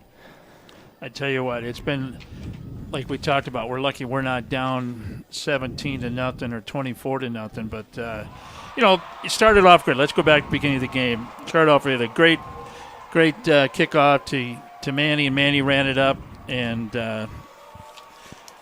Off to a great start. We had a 65-yard kickoff return to open up the ball game, and now and then had a chance with the ball on the 19-yard line and went 3 and out, and then actually ended up going for it on 4th down out of field goal range at the time. And it just has been a really poor performance offensively for O'Gorman. They're not executing, blocking the perimeter. They're not executing up front, and we're missing a lot of open receivers with open time. And that's the difference right now is we can't get anything going rhythmically on offense, and Washington has been doing the exact opposite. They had a 17-play, 85-yard, 9-minute drive. I mean, you're just sitting back in the saddle and letting that offense go back to work. And then they come out and got a fortunate field goal after that fumbled punt return, and that's really where the tide flipped. O'Gorman got the ball back after sending the Warriors 3 and out, and then on the punt return fumbled an exchange between Konechny and Struck on what was going to be a reverse wraparound punt return, and that really did it in. And then Washington really got to work offensively. Some stats here from half. Washington with 113 yards passing to O'Gorman's 18, and Washington with 170 yards of offense to O'Gorman's 23. O'Gorman, however, has those 78 yards on the kickoff return, 65 of them coming on that opening kickoff. But a big thing to look at right now is O'Gorman 2 first downs, Washington 13, and Washington with 16 minutes and 50 seconds of offense to O'Gorman's 6:54. Max Thompson, 14 of 17 for 113 yards with a touchdown and an interception. And Bennett Dannenbring, 6 of 9 for 18 yards. The leading receiver for the Warriors is Josh Piper, 4 receptions for 27 yards. And Manny Struck, 4 receptions for 15 yards with a long of 14, which just explains the lack of blocking right now on the perimeter. If you have a receiver with 4 catches for 15 yards with a long of 14, you're not catching 3 balls for 1 yard. It's been a lot of lost yardage so far for O'Gorman offensively. And then running the football, O'Gorman has 2 rushes out of Ratzlaff for 3 yards, Peterson 1 rush for 2 yards, and then Dannenbring 1 rush for 1 yard. We've got actually a net average of -1 yards rushing after we had a sack taken or a hit down in the backfield when Ratzlaff was running free, and we have just really struggled to get anything going on the offensive end. So you take that whole first half, throw it out. If I'm the coach, let's forget about it. Let's come out. Let's play a little bit different. We need to learn to tackle again. Yeah, absolutely. To me, you talked about execution, everything. It's like we haven't tackled all afternoon. This whole first half, we haven't tackled at all. If there's any upside to this this ball game right now, is that it's only 10-0. Well, this could be a lot bigger of a lot bigger margin by the way that O'Gorman's been playing, and you get a chance to get a stop here and get the ball back early, and a touchdown puts you right back in a 3-point ball game. We saw this against Harrisburg. O'Gorman had the opening kickoff and a chance to go down and score. Now Washington has the chance to they're going to try to come out and run some time off the clock and put together a strong drive. O'Gorman needs to come out, make a defensive statement right out of the break, and then they need to go put a ball in the end zone essentially on their first drive of offense to set the tone. But you find yourself down 10 points is all. That's a lot better than what could be a 3, even 4-score game with the way this thing's been going. 10 points is manageable. You can come back from that, but you're down 17-24. 3, 4 scores. That's going to be hard to come back at. So yep. So we're going to take a break, and when we come back from the break, we'll head into our Inside O'Gorman segment where Brett Byler talked to O'Gorman cross country coach Aaron Strand to get the latest on the boys and defending state champion girls cross country teams. And that interview is next on the Night's Game Day Show here on Real Presence Radio Network. Jardine Construction is a general contractor of custom homes, remodeling, and commercial construction. Jardine Construction works in close cooperation with project owners and customers when developing a plan for a building or home. Jardine Construction has lots available in Sioux Falls, Hartford, and Humboldt. Mark can be reached at 605-951-1803 and Tom at 605-261-6174.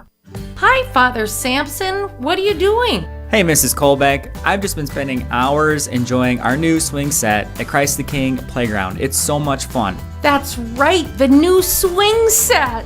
With our classroom sizes averaging 15 to 20 students, everyone's going to get their turn on these new swings. With tuition assistance available, it is never too late to enroll for preschool through 6th grade at Christ the King.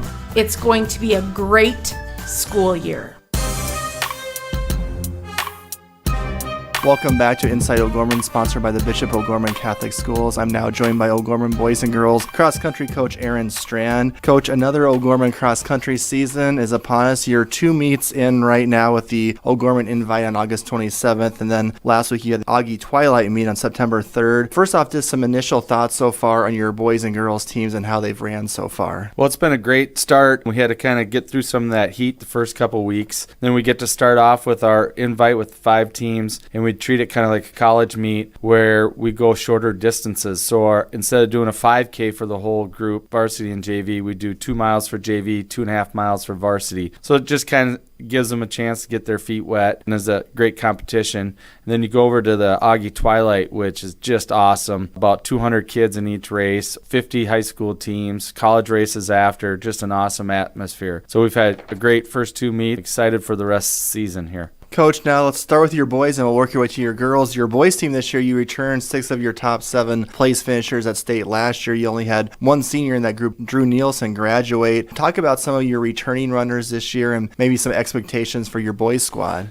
Yeah, really excited about the boys. They kind of, having the returning state champion in the girls, some people lose track of the boys. They're going to be a fun young group to watch. We have Sam Party, Max Wetzel back, a great senior leadership with those 2 that kind of grabs those younger kids. Our top 3 runners are younger, so Jack Castelli kind of leads us off. Andrew Daly is a junior, and then Evan Maharis as a freshman, and then Dominic Ripida as a sophomore. So we got a great group of talent there, a couple other kids there trying to get into the top 7. So they're going to be an exciting group. They're going to be kind of work in progress. Each meet, I think we'll keep making jumps. And our goal for them is top 6 at state, which gets you on the podium, and I think they'll have a shot at that. And your girls team, Coach, very successful both in cross country and track last season. They won the cross country meet, and you do return 4 of those top 7 runners from last year's team, including the state champion Aaliyah Hardy, followed by Libby Castelli and Ruth Party, who both got in the top 10 last year. What are you most excited about for your girls squad? And this may talk about some of the runners that we'll be seeing this year on that team. Yeah, we got a real talented squad again. We're led by the 2-time defending state champion, Aaliyah Hardy, senior this year, great leader. And then you bring Libby Castelli and Ruth Party. As long as we have a decent meet, those are 3 girls who probably will place in the top 5, which really gives you some great points right there. Then we have a couple kind of newer girls. Kira Pinto is a freshman. She'll be one of our top runners. And then Lainey is an 8th grader who did run for us last year at state, was 6th on her team. So our top 5 is pretty strong. And then we have a 7th grader, Kenzie, that has some great potential. Then Sienna Castialuza and Cecilia, those 2 kind of round up our top 8. So kind of be fighting for spots there, but it's a great group. They've been working hard, and they should be an exciting group and in the mix at the end of the year if we can stay healthy.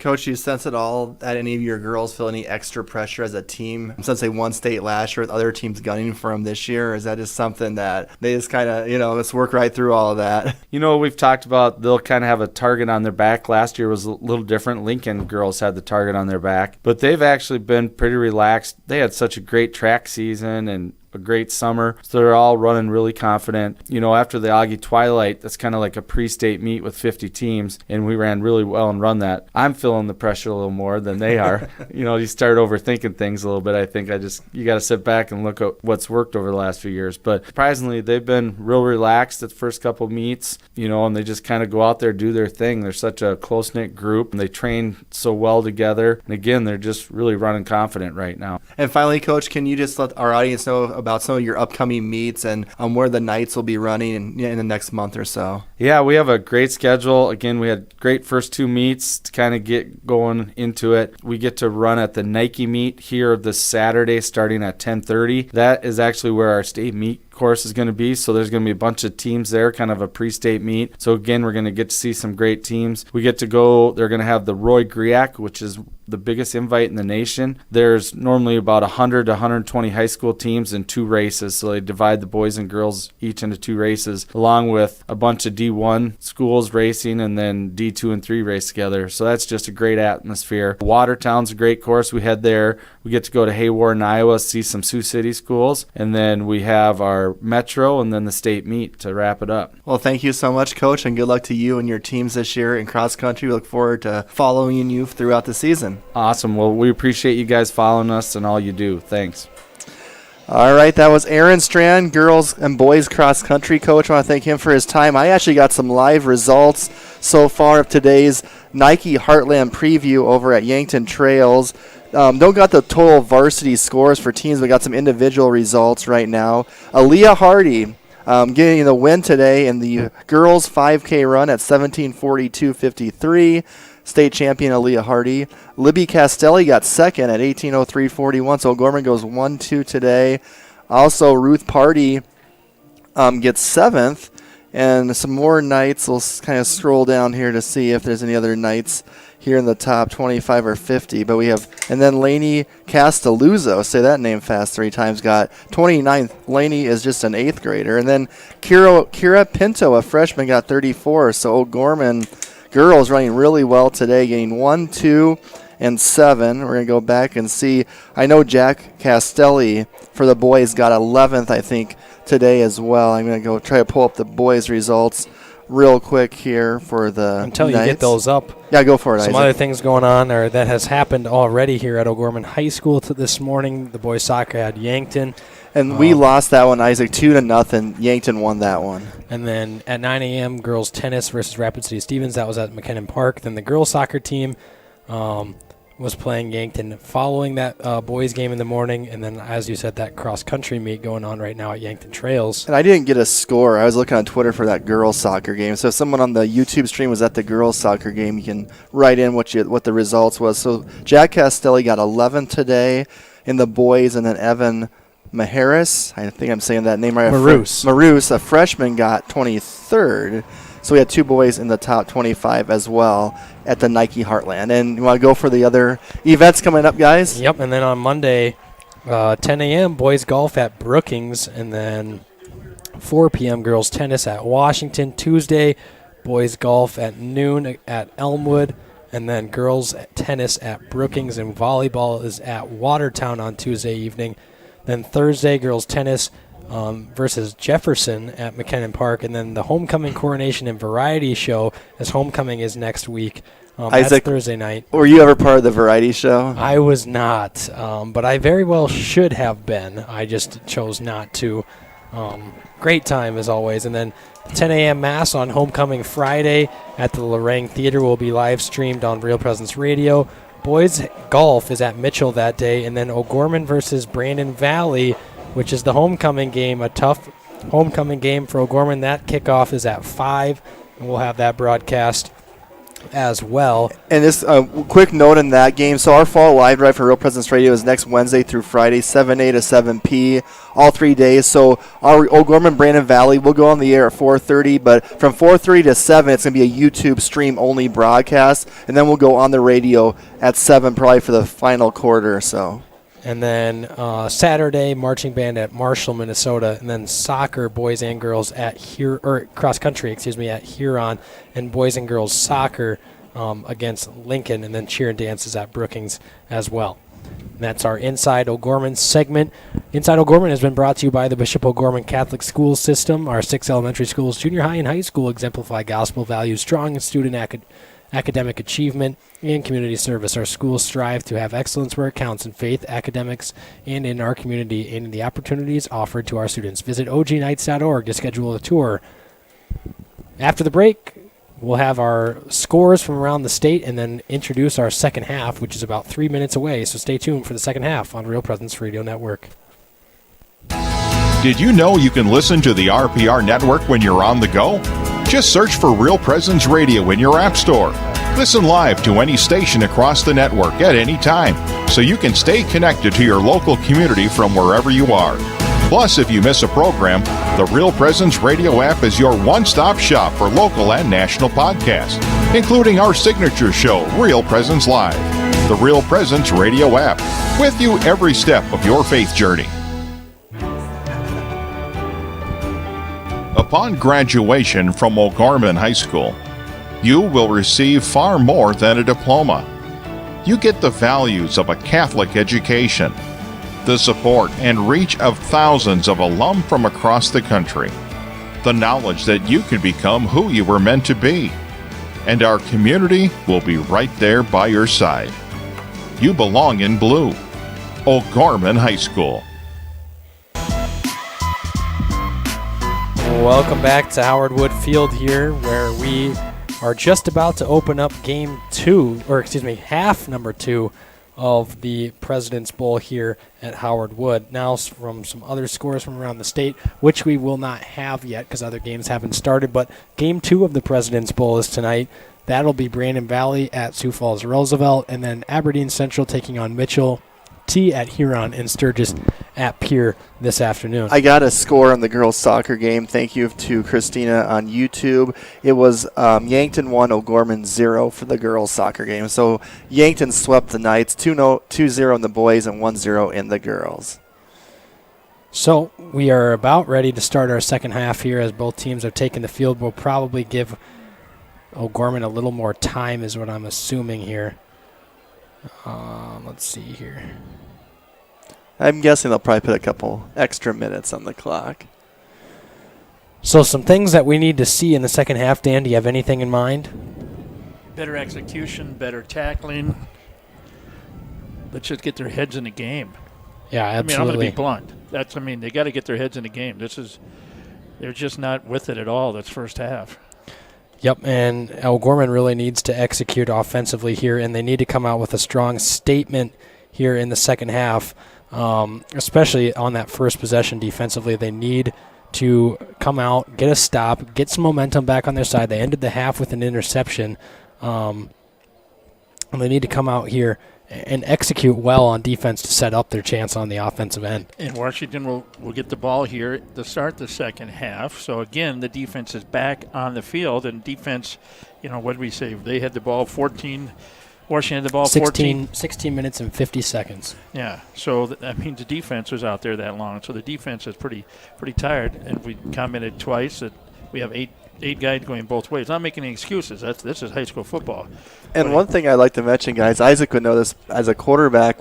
How's the wind? Do you feel like that's a factor at all here at Howard Wood? Do you feel like it's always windy here at Howard Wood? Absolutely. You're always getting wind at some point on this field.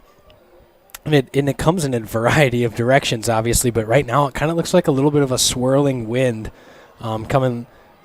Well, it depends on which way you're going here, but if you're going, let's say, south, you're going to have the wind kind of in your face, blowing a little bit from your left to your right. And then if you're heading to the north end of the end zone, you're going to have it at your back. So O'Gorman will elect to kick off and take the win for the fourth quarter of this ball game, but they'll have to go take the win for the third quarter of this ball game. They'll have to go into it for that fourth quarter. It looks like it's swirling around, sweeping all different directions, but when you have this kind of stadium where it's just two tall sides, you sometimes get that swirling effect, especially with that Premier Center over there and the way that the wind comes in. This is always a tough place to throw the ball as a quarterback on windy evenings, that is. So here we go. We're getting ready to kick off the second half of the third game of the 30th annual President's Bowl. And again, Washington will receive. They'll be going, Washington will be going from our left to right, basically northwest to southeast here towards the Denny, as we call the Denny Sanford Premier Center. Once again, Washington with all the momentum right now, looking to keep that thing going as they lead 10-0 and will get the ball to start the second half. Their offense has been moving the ball pretty effectively so far, 170 yards on 40 plays to O'Gorman's 23 yards on 14 plays. Washington averaging about 4.5 yards per play. So Andrew Nelson on to boot the ball away and open up our second half as that one will sail just shy of the end zone down to the 3-yard line. Will be returned by the Warriors. Along the outside now is Tanaya, who will be finally wrapped up by Hagee. Near the 31-yard line, Tanaya fields the ball at the 3-yard line, brings it out to the 31, and that is where the Warriors will start. On a 15-yard run back, 14.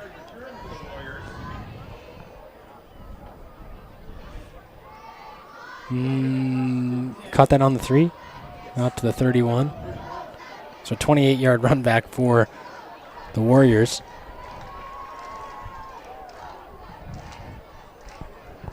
Washington will come out of the gun here, 2 receivers to each side.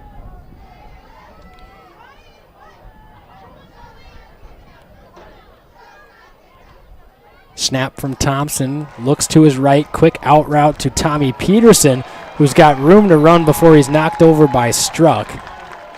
Wide open. There's a new corner out there right now for O'Gorman, I believe. That's Henry Theobald.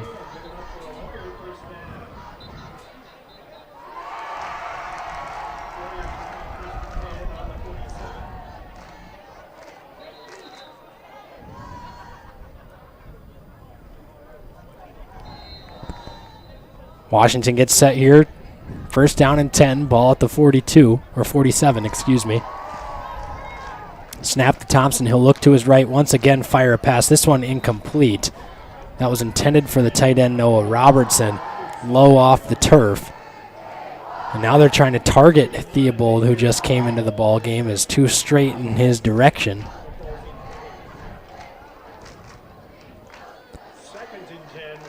Henry just a sophomore over there.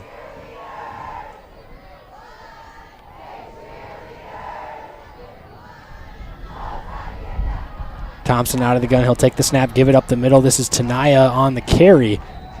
He'll get about 2 yards. They're going to mark him down at the 49-yard line. So it'll be 3rd down and 8. So O'Gorman in a position here to get a stop.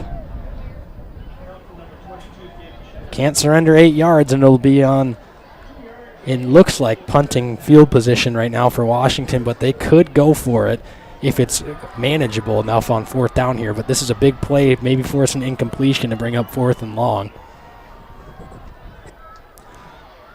So it'll be Thompson sending Otten in motion from right to left.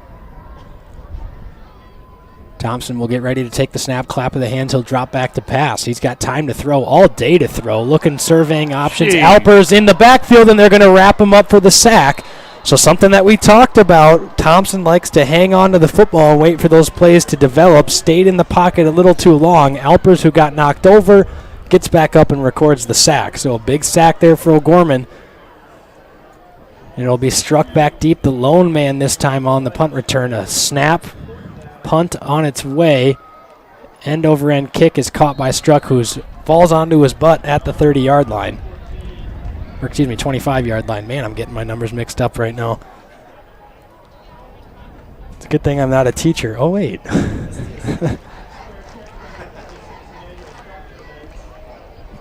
So O'Gorman will come out with the ball at the 25-yard line. The defense did exactly what they needed to do. They needed to get that stop early, and they did. And didn't surrender too much field positions. Now it's like the Knights will just come out as if it was a touchback ball here at the 25-yard line. New offensive formation. This time they've got a fullback stacked in the backfield. They'll give it up the middle to Ratzloff. Nothing doing. O'Gorman just can't get much penetration or movement up front. 2nd down and long.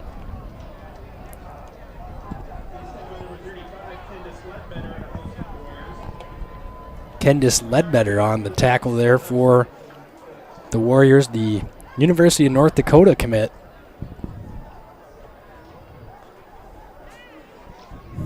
Danenbring will come out of the gun, this time a fullback offset to his right with the tight end Alpers, and then Ratzloff offset to his left.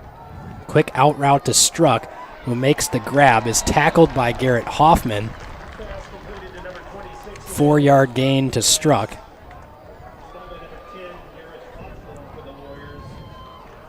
Third and short.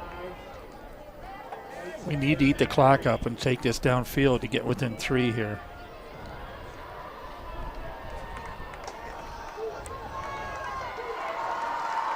So Danenbring out of the gun, 3rd down and 3. Need a big first down here if you're O'Gorman. Snap to Danenbring, fakes the give, quick strike to Rush Landry, and it's caught at the 40-yard line. A beautiful ball on the back shoulder. Landry made a nice adjustment to the football, grabs it, and that's a big first down for O'Gorman. Gain of 9 yards, first down O'Gorman. So O'Gorman moves the chains for just the 3rd time so far this ball game, but the first of the second half. That's what they needed. Maybe take a shot here with Struck down the left sideline. A little one-on-one matchup here. Dannenbring out of the gun. Takes the snap. He'll give it to Ratzloff, who's got room to run up the middle. He'll pick up about 6.5, 7 yards. They'll mark him down at the 48-yard line, so they'll give him 7 with the forward progress. He'll be 3 yards short of the first down, and it'll be 2nd down and 3. Ball at the 48. Just short of midfield. Good pickup on first down. Too many times so far we've had 2nd down and long. It's nice to have a little bit of insurance to work with here. Only 3 yards to get on 2nd down. Dannenbring takes the snap. Give to Peterson. Nowhere moving up the middle. Loss. Looks like it's going to be, the ref's going to mark it, so no gain on the play. No loss, no gain. Bring up 3rd down and short. A little conservative here now. I just think that we should, with the way that we haven't been able to move the ball so well offensively, we've got Struck and Landry in one-on-one coverage on both sides, but take a shot. Here we go. Maybe a shot here or a slant over the middle of the field. Dannenbring, quick throw to Landry, once again corralled for a first down. Beautiful route by Landry. Great throw by Dannenbring. And it'll move the chains again. So exactly kind of what I've been saying. Just take the candy over there. Take advantage of what they're giving you. And at one of these times, you might see a stop and go. A little bit of a hesitation. Look like they're making the stop.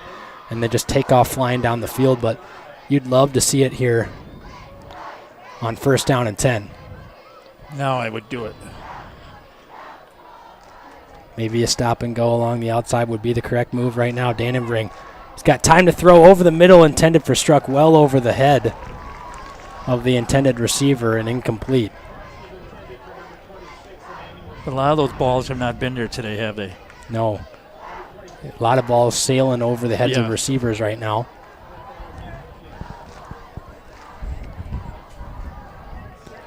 Dannenbring has a good arm.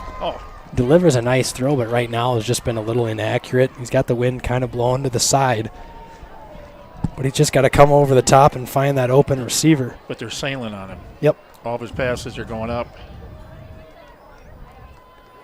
So Dannenbring out of the gun, 2nd down and 10. He'll keep it along the left side. He's got plenty of room to run. He'll end up picking up just shy of the first down. He's a couple yards shy. He had room to get the first down. 3 yards shy of the first down. 3rd down and 3. Interesting spot. It looked like he picked up a more than that, but he was definitely shy of the first down. I thought he was about a yard shy, but they'll mark him 3 yards shy. 3rd and short.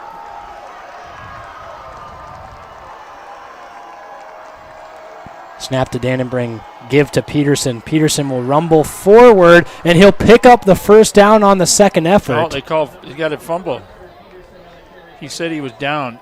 Oh, no. Man. They're going to say the ball came out at the end, and the ball will go to the Washington Warriors. Just like that, the Knights are driving, take it downfield, get down to the 35, and mental mistake, and we fumble. Looks like he was down, but the refs disagree.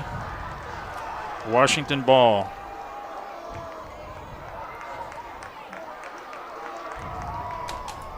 Unbelievable. 6:21 here in the 3rd quarter. Warriors on top, 10-0. Warriors take over at the 36-yard line. 1st down and 10 for Thompson and the Warriors. Well, Gorman defense going to be tested again here. Need another big stop. Snap, give, up the middle. Plenty of room to run, and Tanaya bursts into the secondary and will pick up 10 yards and a first down.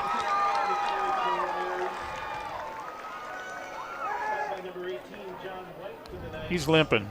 He's going to have to come out. He's going to.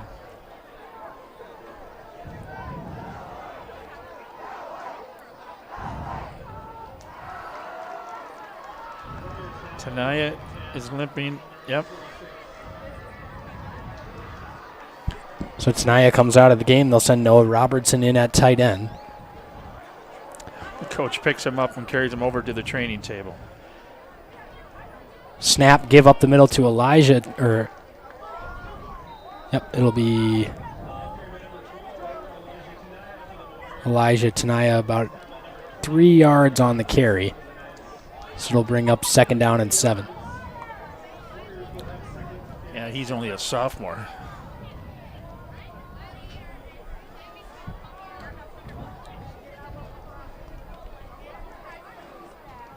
Thompson out of the gun. He's got 2 receivers to the left. He'll take the snap, look to his right. Throw over to Peterson is going to be caught.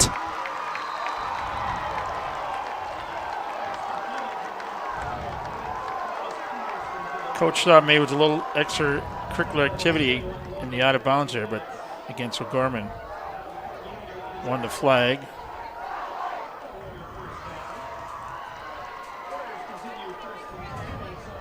.503 here in the third. 10-0. Warriors driving the ball on the 40-yard line now.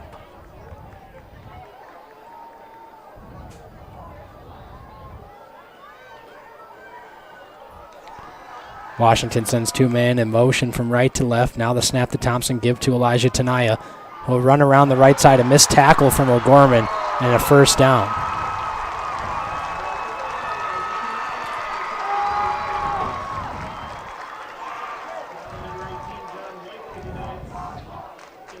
No, call him short. 2nd and short.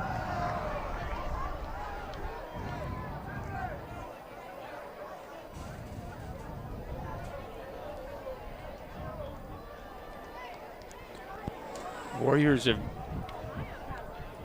playing some nice football. They're getting a good playbook in here. 2nd down and 1 here for Thompson and the Warriors. He'll drop back to pass. Got all day to throw. Down the sideline, turning back is Auten. It's incomplete.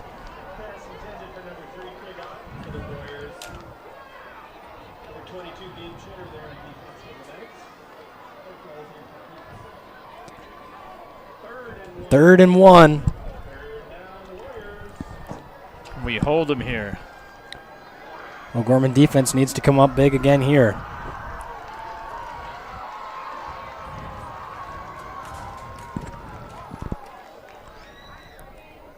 Thompson takes the snap. He'll give up the middle. Elijah Tanaya along the outside. He's got all room to run. He drops the football, and it's going to be recovered by O'Gorman. We got a flag over there, Isaac. It looks like it's going to be a holding call on the Warriors. They're already sending the defense out as that ball came free onto the turf out of no one touching him. He just tried to shift the ball into his opposite hand.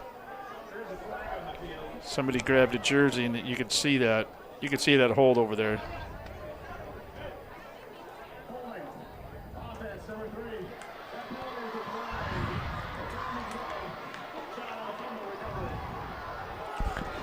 So the defense picks up the fumble recovery.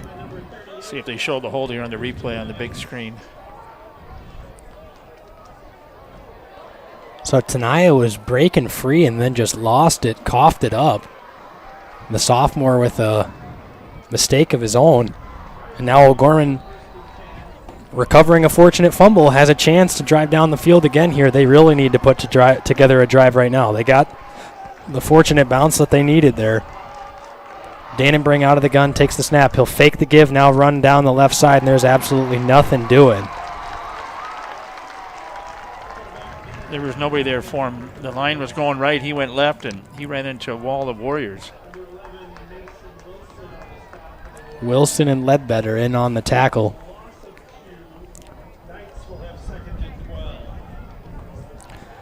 Brett's bragging about USD leading Northern Arizona 24-0 right now. Is that a D3 school?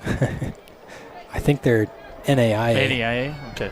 No, they're not, but nothing to brag about, Brett. It's like me bragging if SDSU's up 7-0 on Linwood here in the first quarter. Struck over the middle, got all the time in the world to run. He'll break a tackle, now just hang on to the ball as he picks up the 1st down on a nice connection from Dannenbring to Struck. So the Knights move the chains. Something that we haven't seen a whole lot of yet is open receivers catching the football over the middle. We've seen some open receivers. That one was the first connection. for a big gain. That's how we're going to win this thing. If we can get Dannenbring the time in the pocket to throw, the boys get open, we can score here and get on the board. Dannenbring out of the gun. He'll take the snap. Quick screen over to Struck. That one sails wide of the target and out of bounds, incomplete.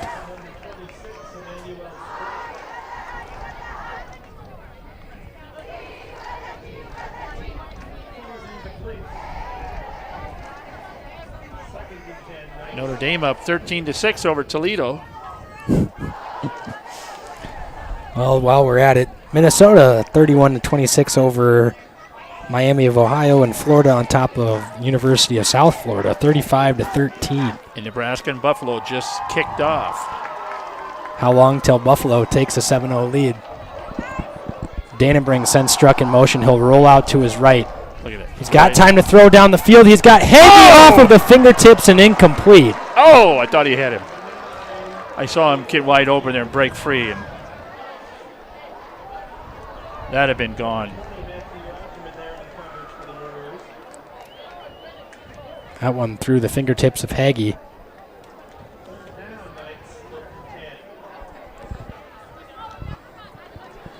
Third down and 10 for O'Gorman. Knights need to pick up at least enough yardage that going for it on fourth down is manageable here. Can't come out empty-handed after being gifted a fumble. Yes. Dannenbring over the middle to Struck, caught on the run. Struck picks up the first down, drops the ball momentarily, and then just falls right back on it. That'll be a first down over the middle of the field. Okay, 49-yard line. Let's keep this drive going. 2:03, clock running, 2:01 here in the third quarter. Warriors 10, Knights 0.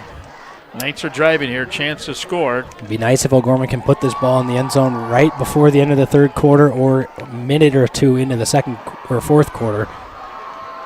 Dannenbring out of the gun. Takes the snap. He's going to give it to Maverick Jones, who's got no room to run. He'll pick up 1 yard. Just have not been able to push people around right now so far, and the Warriors' defensive line has been in the backfield all night. Defensive line average about 225, 230. Second down and 9 for O'Gorman. Ball at the 48-yard line.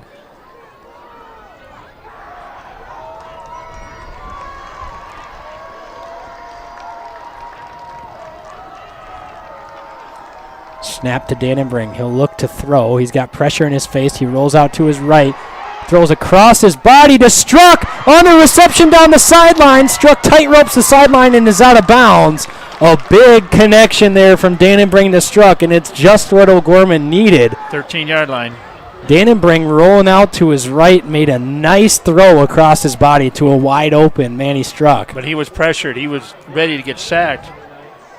He was running for his life. A big credit to the block thrown out there. I couldn't exactly see who threw the block, but really sprung Struck open down the sideline. Snap, give to Jones. Jones around the left side, nothing doing.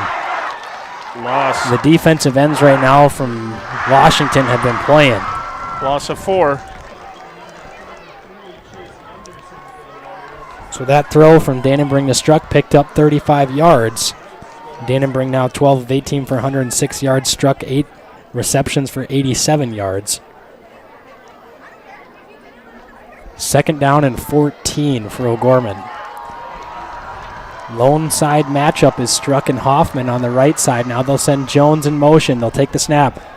Throw it over the middle, and that was, it looked like Hoffman had gotten there a little early, but he was making a play on the football. So that's legal. He's making a play for the ball. See on this angle.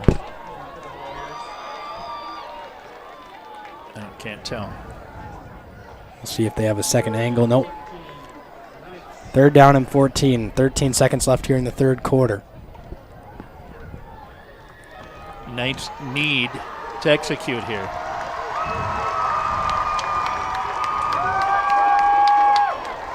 Dannenbring, 2 receivers to his right, 2 bunched to his left. Jones, the tailback in the backfield. Throw over the middle. Caught by Struck. Oh my gosh. That's got to hurt. Ouch. Ouch. Manny went up and came down and landed. That's got to hurt.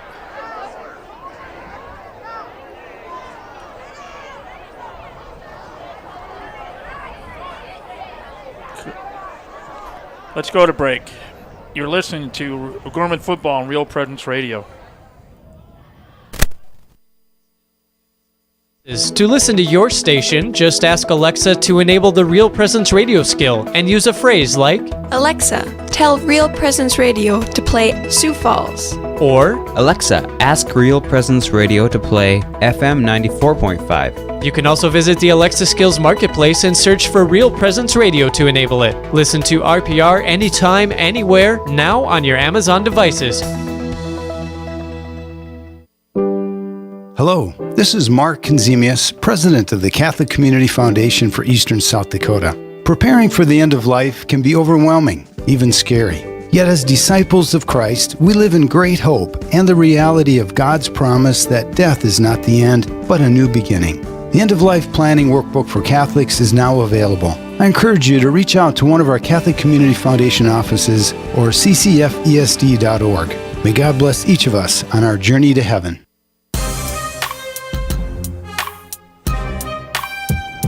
Well, Struck makes it to his feet, receives an ovation from both crowds, and now Peyton Hagee is on to kick the field goal. Snap is good, hold is good, kick is blocked, and rumbling down the sideline is Ledbetter.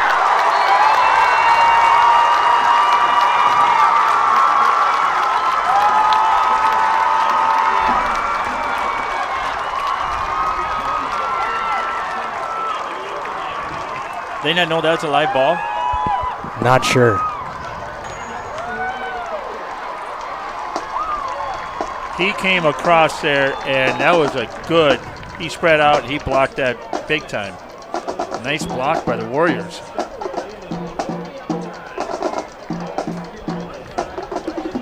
So that'll wrap up our third quarter, the blocked field goal. We'll head into the fourth quarter after the break. You're listening to Real Presence Radio Network. Crossroads Book and Music is a local source for Catholic gifts and supplies. From rosaries and medals to books and Bibles, Crossroads is here with materials to help individuals in their walk with Christ. Crossroads also has gifts for weddings, anniversaries, birthdays, and special occasions. Crossroads is located at 41st and Grange, next to Camille's, and are online at crossroadsbook.com. Crossroads, books, gifts, music. JMJ Caseworks and Closets and More is a proud sponsor of the O'Gorman Knights. Following the same rich, winning tradition, family, and Christian values, JMJ Caseworks strives to create a work environment to call home. Family owned and operated, JMJ Caseworks has several full-time positions available. Our team members pursue career goals, learn new skills, and get the recognition they deserve. To set up an appointment, JMJ Caseworks can be reached at 605-332-0805 or email jobs@jmjcaseworks.com. Go Knights! Welcome back to Howard Wood Field, where we are getting ready to start the fourth quarter, and now it's going to be Josh Piper down the sideline for about 9 yards and a first down, or give me 10 yards and a first down. Struck walking over to head trainer Tiffany. She looks like she's assessing him for a possible concussion. We'll see what ends up happening over there. Start of the fourth quarter.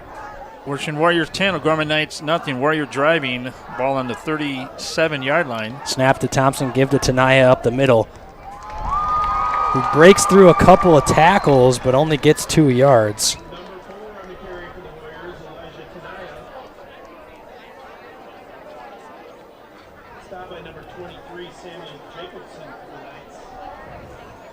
Second down and 8.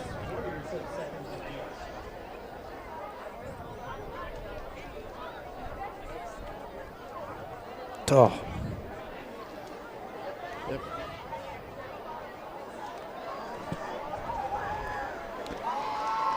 So 2nd down and 8.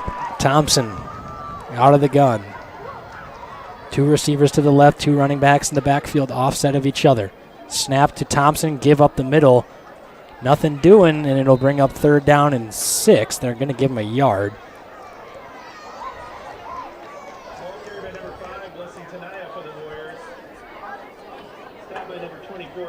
Okay, defense, step it up here.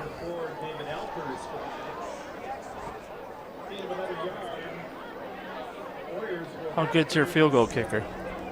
I have no idea. I'd have to see him kick one. He didn't. His extra point didn't go through that far, and neither did the field goal. I think this is 4-down territory right now for the Warriors.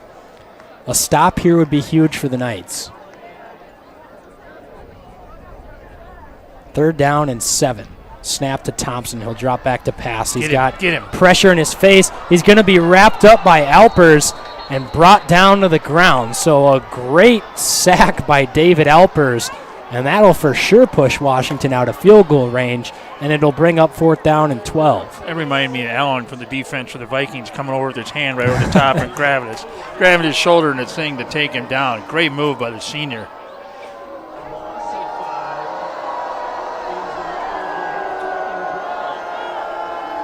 Now Washington will have to punt here.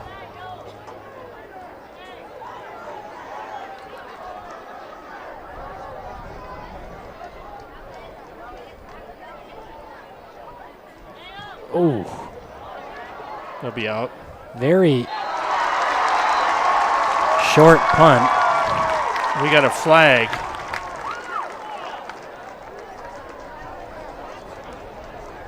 Who did? Okay. Washington had too many men on the field, it looks like. They had guys running in and out. I don't think, they didn't know what they were doing there. Oh, man. Looks like Manny's putting the helmet back on. I was going to say, he came back and got his helmet, so he passed the protocol over there. There was 2 trainers over there. Well, let's see what the call is on the field. They waved it off.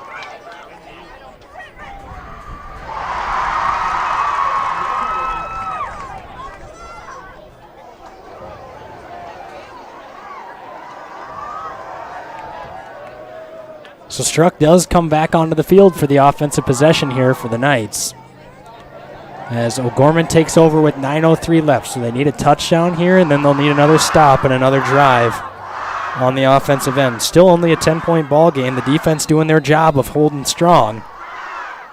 O'Gorman's got to capitalize at some point here.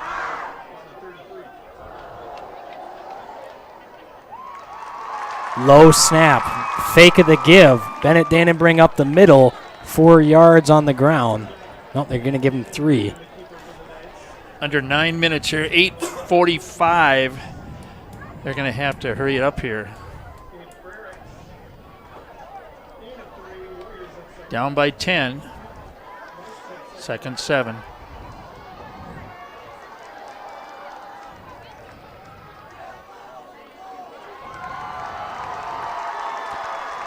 Dannenbring out of the gun, takes the snap, looks to his left. He's got room to throw, finds Struck over the middle. It's out of his hands and incomplete, just out of the outstretched arms of Struck. He had Jones on the swing pass. Not sure why we didn't dump it off there.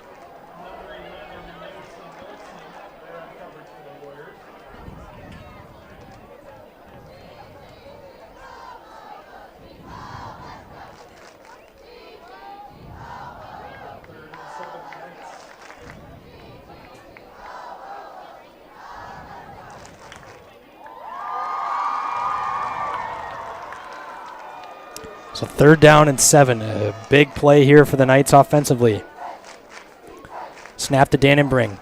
Pressure in his face almost immediately. He's going to have to roll out, fire pass, tipped off of the hands of Matacek and incomplete.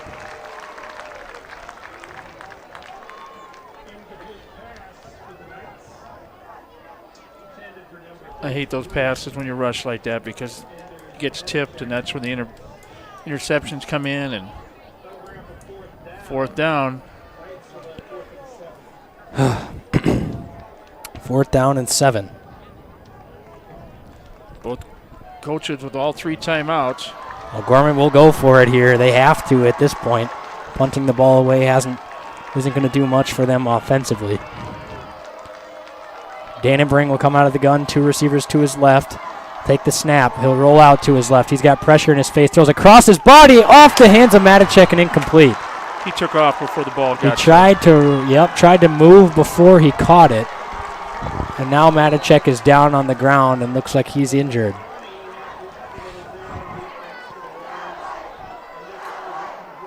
Matacek playing through a shoulder injury right now. So we'll take a break, an injury timeout on the field. Stay tuned for more on Real Presence Radio Network. Upon graduation from O'Gorman High School, you will receive far more than a diploma. You get the values of a Catholic education, the support and reach of thousands of alum from across the country, the knowledge that you can become who you were meant to be, and our community will be right there by your side. You belong in blue. O'Gorman High School.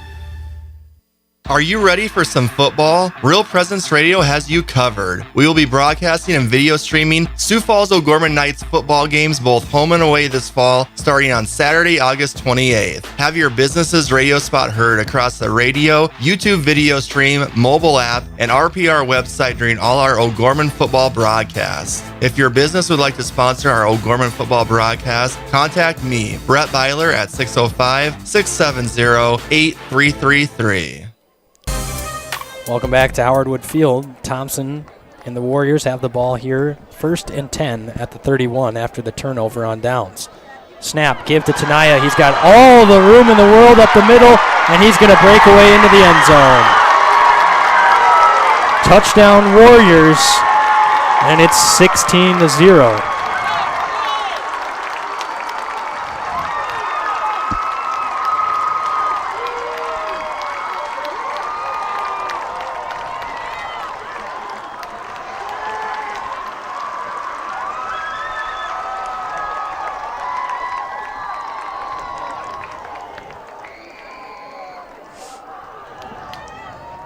Comes the extra point.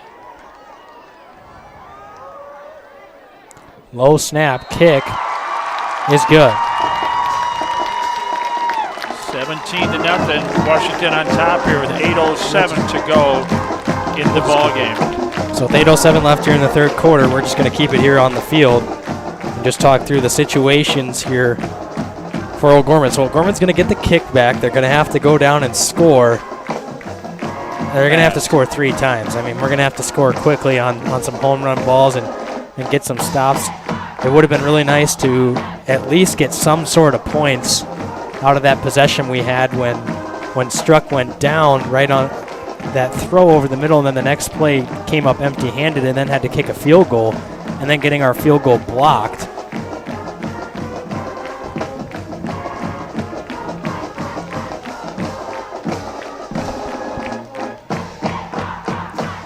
To put it bluntly, a pretty awful showing so far offensively for O'Gorman in this ball game. I mean, O'Gorman hasn't been in this ball game on the offensive end since they the first drive of the game. Well, the first drive of the game. First drive, they turned it over on downs. 8:07 in the fourth. Washington will be kicking off here to the Knights. Short kick, fumbled, now recovered by Struck. He'll run up the middle where he's brought down at the 24-yard line.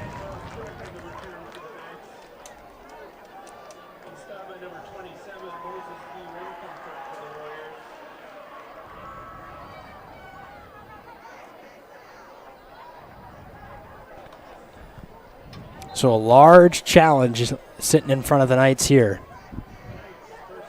8 minutes to go, down by 17.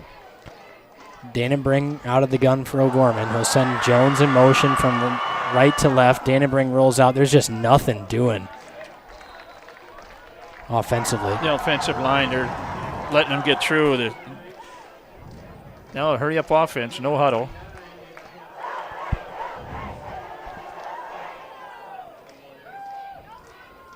Snap to Dannenbring.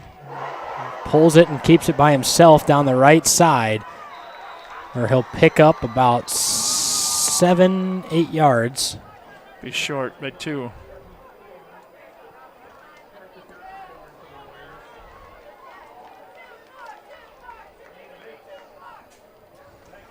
No huddle again. Hurry up offense. Snap to Dannenbring. He'll look to throw quick. He's got Landry all alone on the left side. It's going to be caught for a big first down for O'Gorman. So moving the chains. Clock will stop for a couple of seconds here to reset. 7-0. When Dannenbring has time, he's been an effective passer on the outside game. But when he's just got pressure in his face, there's just not enough time to get anything doing. Throw over the middle to Struck is incomplete. That's what I was going to say. Thank you. When he has time, he can throw, but when he hasn't had it, he's getting chased out of the pocket too much. Now that ball was low. The other ones were high.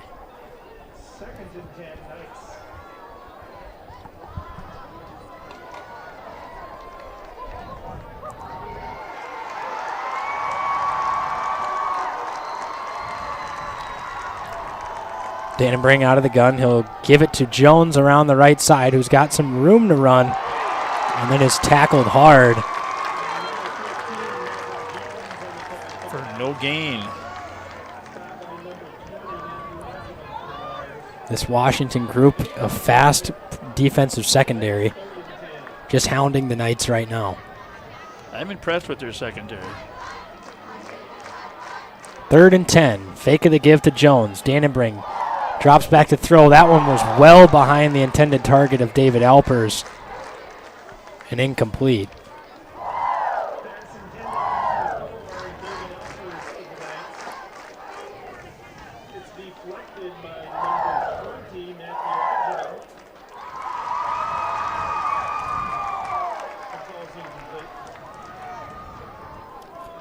We're still scoreless down in Lincoln.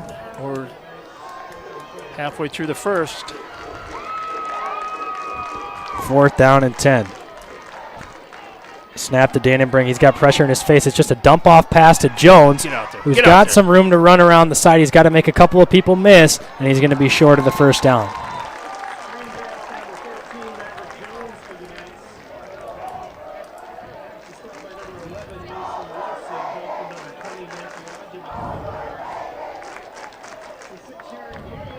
And the Knights turn it over on downs. Washington ball at the 42-yard line.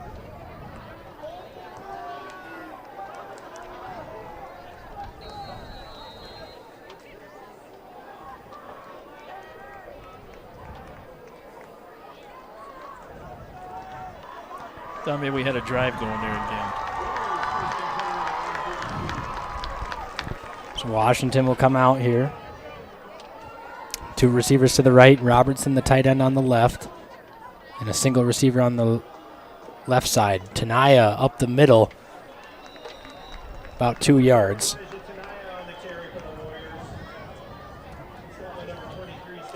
AAA football kind of been all over the place other than the top 2 teams right now in Brandon and Roosevelt, Harrisburg and Brandon, Roosevelt on top? No. But, I mean, Washington and O'Gorman both 1-1. Now likely going to be 2-1 for Washington, 1-2 for O'Gorman. And then Lincoln, 2-1. A lot of just wide open. It seems like the spots that'll be 3 through 6 in the playoff seating are just going to be wide open. As Tenaya makes a nice cut down the sideline, it'll be 3rd down and 5. O'Gorman will take a timeout, so we'll take a break here. 5:12 left in the 4th quarter on Real Presence Radio Network. Your family is depending on you to provide financial security for them. The Knights of Columbus can help you with insurance solutions such as disability income, long-term care, both term and whole life, annuities, retirement, and estate planning services. Join the Knights of Columbus today at kfc.org/join us for access to all these insurance services. Call the BB Agency at 605-882-8689. That's 605-882-8689. Are you ready for some football? Real Presence Radio has you covered. We will be broadcasting and video streaming Sioux Falls O'Gorman Knights football games both home and away this fall, starting on Saturday, August 28th. Have your business's radio spot heard across the radio, YouTube video stream, mobile app, and RPR website during all our O'Gorman football broadcasts. If your business would like to sponsor our O'Gorman football broadcast, contact me, Brett Byler, at 605-670-8333. Welcome back to Howard Wood Field here at the 30th Annual President's Bowl. By the way, we never got to our answer for the trivia question. This is our... Oh, we did get it when I was gone. There we go. Just can't even take bathroom breaks anymore. Thompson back to pass. Has a receiver in Peterson open. Peterson will pick up the first down. Look at the time he had on that. All day long, he said, we've gotten in there, but 5:03 and counting here left in the fourth quarter. 17-0. Washington Warriors on top of O'Gorman.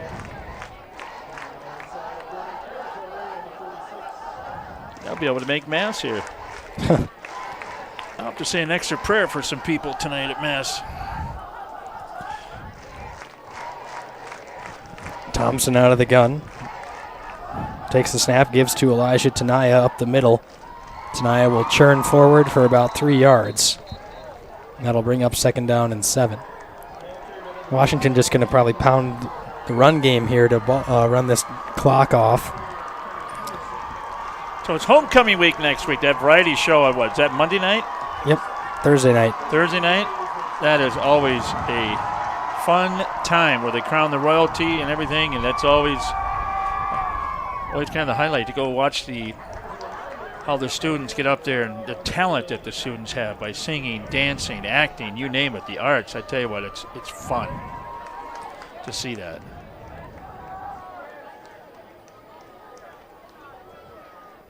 Snap to Thompson, give to Tanaya, knocked down at the 40-yard line by Anders Matichek. We'll bring up third down and 5. And we'll get to see the band for the first time this year.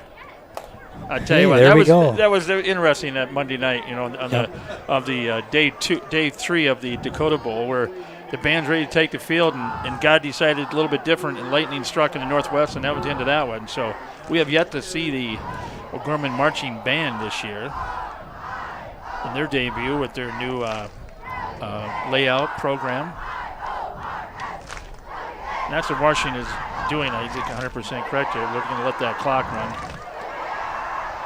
Snap to Thompson, uses all 25 seconds of that play clock. Pass over to Noah Robertson is complete for a first down. O'Gorman has a large task ahead of them next week as Robertson is down and he limps off.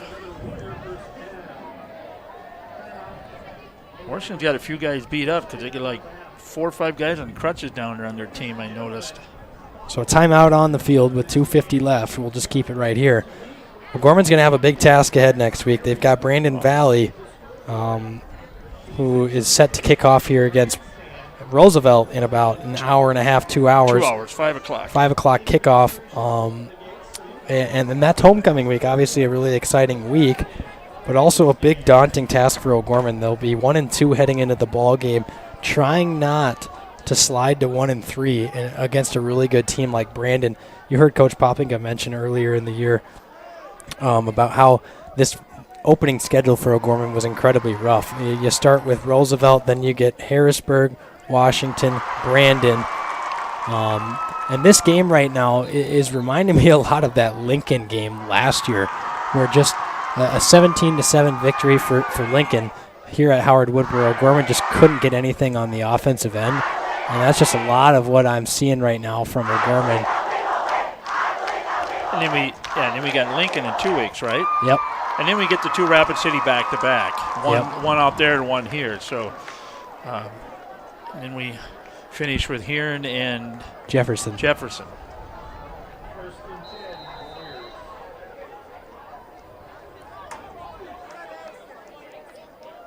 Snap to Thompson, give to Tanaya up the middle. Regains his footing. The ball came out. They're going to say he was down. And it was recovered by Washington anyway. They'll bring up second down. 2:30 to go. Wow. Breaking news. Oregon upends Ohio State. Yes. At Ohio State. Finally. 35. Gophers should have had them last week. 35-28 behind 3 touchdowns from he's a Gopher. He lives in the city. From C.J. Verdell. There we go. That's good. Way to go, Ducks. Run up the middle for Elijah Tanaya, who's going to waltz into the end zone. And this is officially turned into a rout. It is 23-0. They're going to kick.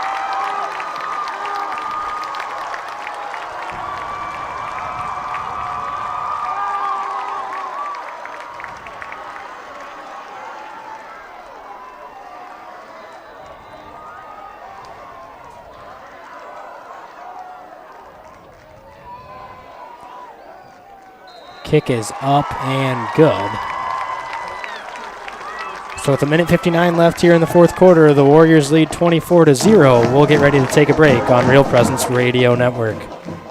Real Presence Radio is now on Google Assistant devices, including Google Home, phones, tablets, and smart displays. To start this action, say something like, "Okay Google, talk to Real Presence Radio." It will then ask what station you want to play, to which you can respond, "Play Sioux Falls," or "Play AM 970," or "Play WWEN. From there you can use words like play, pause, and stop. Listen to RPR anytime, anywhere, now on Google Assistant devices.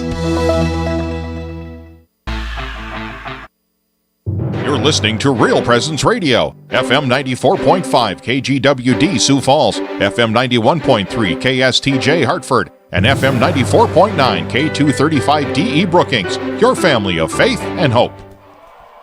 Welcome back to Howard Wood. Gorman getting ready to take the kickoff from the Warriors, trailing 24-0 with 1:59 on the clock. I'd expect that second group of offense to come out here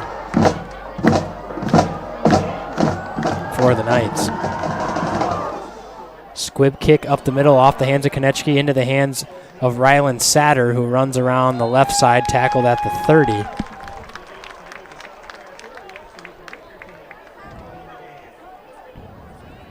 Nope, starters will be back out for the Knights. I thought there's maybe a little push in the back there on Washington there, but they didn't call it. Minute 53. Can the Knights get on the board here?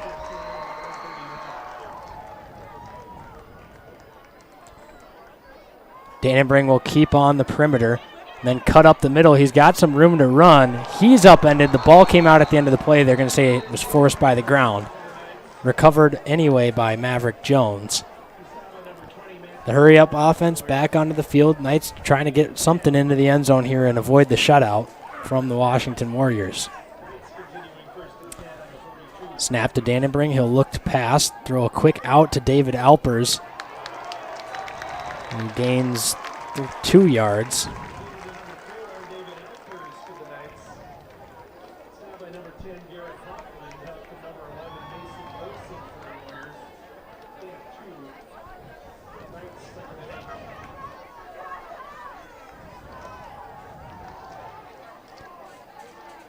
Throw is incomplete, intended for Hagee. Nice ball, though. There, that was a nice ball.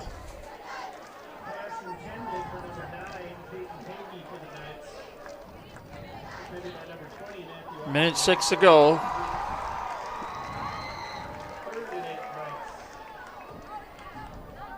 Third down and 8 for O'Gorman.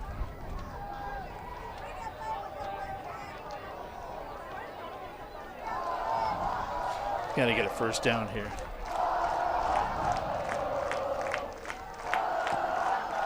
Dannenbring is just going to keep up the middle for about 3 yards. And we'll bring up 4th and 5. No huddle again.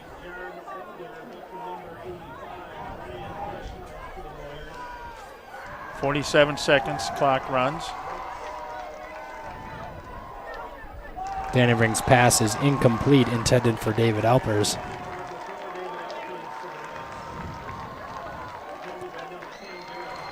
So the Knights turn it over on downs with 40 seconds to go here in regulation, so I would think Washington would take a knee.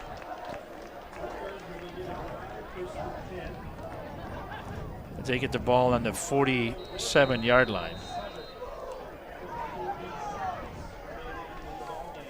Other than that first drive, that's about all we've had today.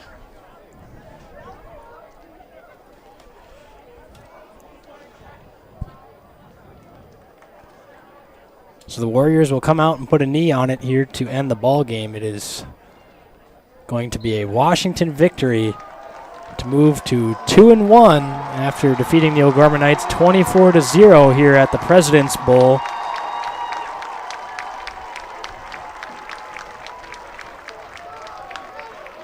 Both teams getting ready to shake hands. We will wrap up our broadcast here after the break with the Knights Locker Room Show. That is next on Real Presence Radio Network. Sioux Equipment Company can fix, sell, and repair gas pumps, tanks, and air compressors. They offer sales and services for lifts, signs, decals, and tank truck equipment in Sioux Falls and the surrounding areas. Sioux Equipment Company is located at 1310 East 39th Street in Sioux Falls, just off of East Benson Road. They can be reached by calling 605-334-1653. Again, that number is 605-334-1653. Hi, Father Sampson. What are you doing? Hey, Mrs. Colbeck. I've just been spending hours enjoying our new swing set at Christ the King Playground. It's so much fun. That's right, the new swing set. With our classroom sizes averaging 15 to 20 students, everyone's going to get their turn on these new swings. With tuition assistance available, it is never too late to enroll for preschool through 6th grade at Christ the King. It's going to be a great school year. Early in his time as the new bishop of the Diocese of Sioux Falls, Bishop Donald DeGrood sensed in prayer the vision that the Lord has for the diocese in our time: lifelong Catholic missionary discipleship through God's love. That is, for each and every Catholic in eastern South Dakota to receive God's love, to be in personal relationship with Jesus Christ, and to share that love with others. Find out more at sfcatholic.org/vision and discover the exciting and beautiful part you have to play in God's plan.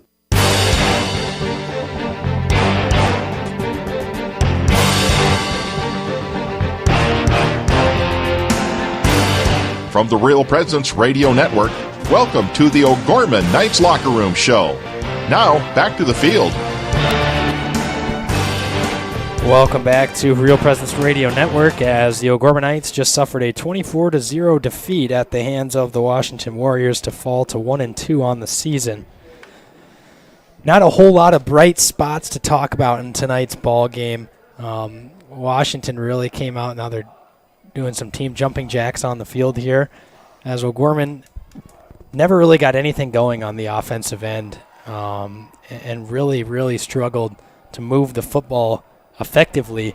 And Washington did the exact opposite. They moved the ball well. They took advantage of field position that was given to them, and they really made the Knights pay for it on the defensive end. Some stats to look over quickly, as we're going to try to move this broadcast along, as there's another game coming in here in about an hour and a half now. But so let's just start with the quarterback play out of the two teams. Washington's Max Thompson went 19 of 24 for 170 yards. Bennett Dannenbring 15 of 30 for 133 yards. The rushing game was the story of tonight's ball game.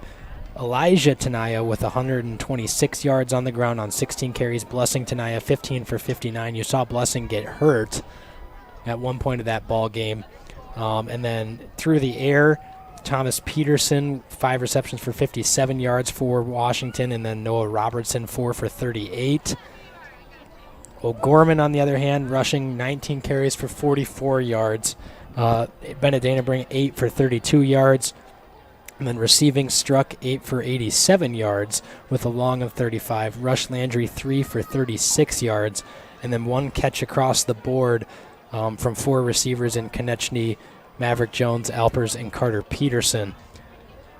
Overall, Washington had 21 first downs to O'Gorman's 9, and they had 329 yards of offense to O'Gorman's 177. O'Gorman had 2 fumbles, lost both of them. Washington, 2 fumbles, only lost the 1. And that was just kind of the story of the ball game. Third down efficiency, O'Gorman 4 of 12, Washington 6 of 12. But it just came down to execution, and the Knights just simply did not execute as well as the Warriors did this afternoon.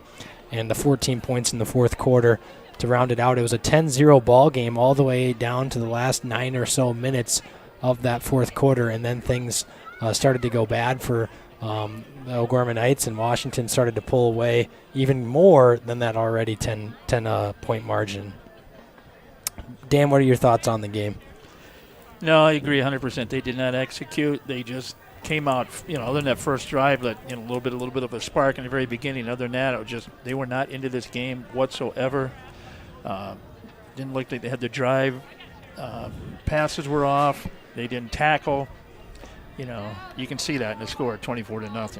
Yep. So we will take a break, and when we come back, we'll have our Pizza Ranch player of the game and a final scoreboard update, and then we'll wrap up our broadcast, and that'll be up next on the Knights Locker Room Show here on Real Presence Radio Network.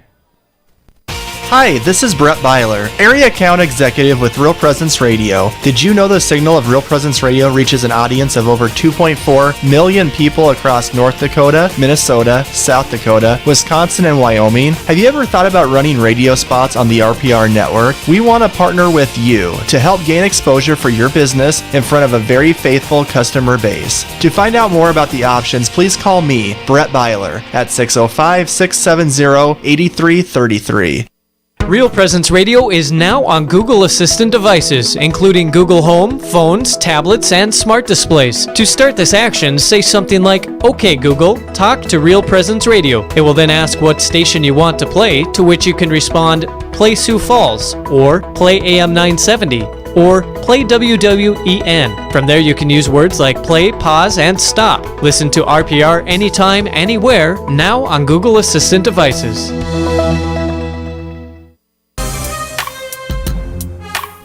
Welcome back to Real Presence Radio Network. Tonight's Pizza Ranch player of the game is going to be awarded to Emmanuel Struck, who had 8 receptions for 87 yards with a long of 35 and made some tackles on the defensive end as well. In a game where not many stats were shining through, Struck a pretty consistent set of hands there for O'Gorman.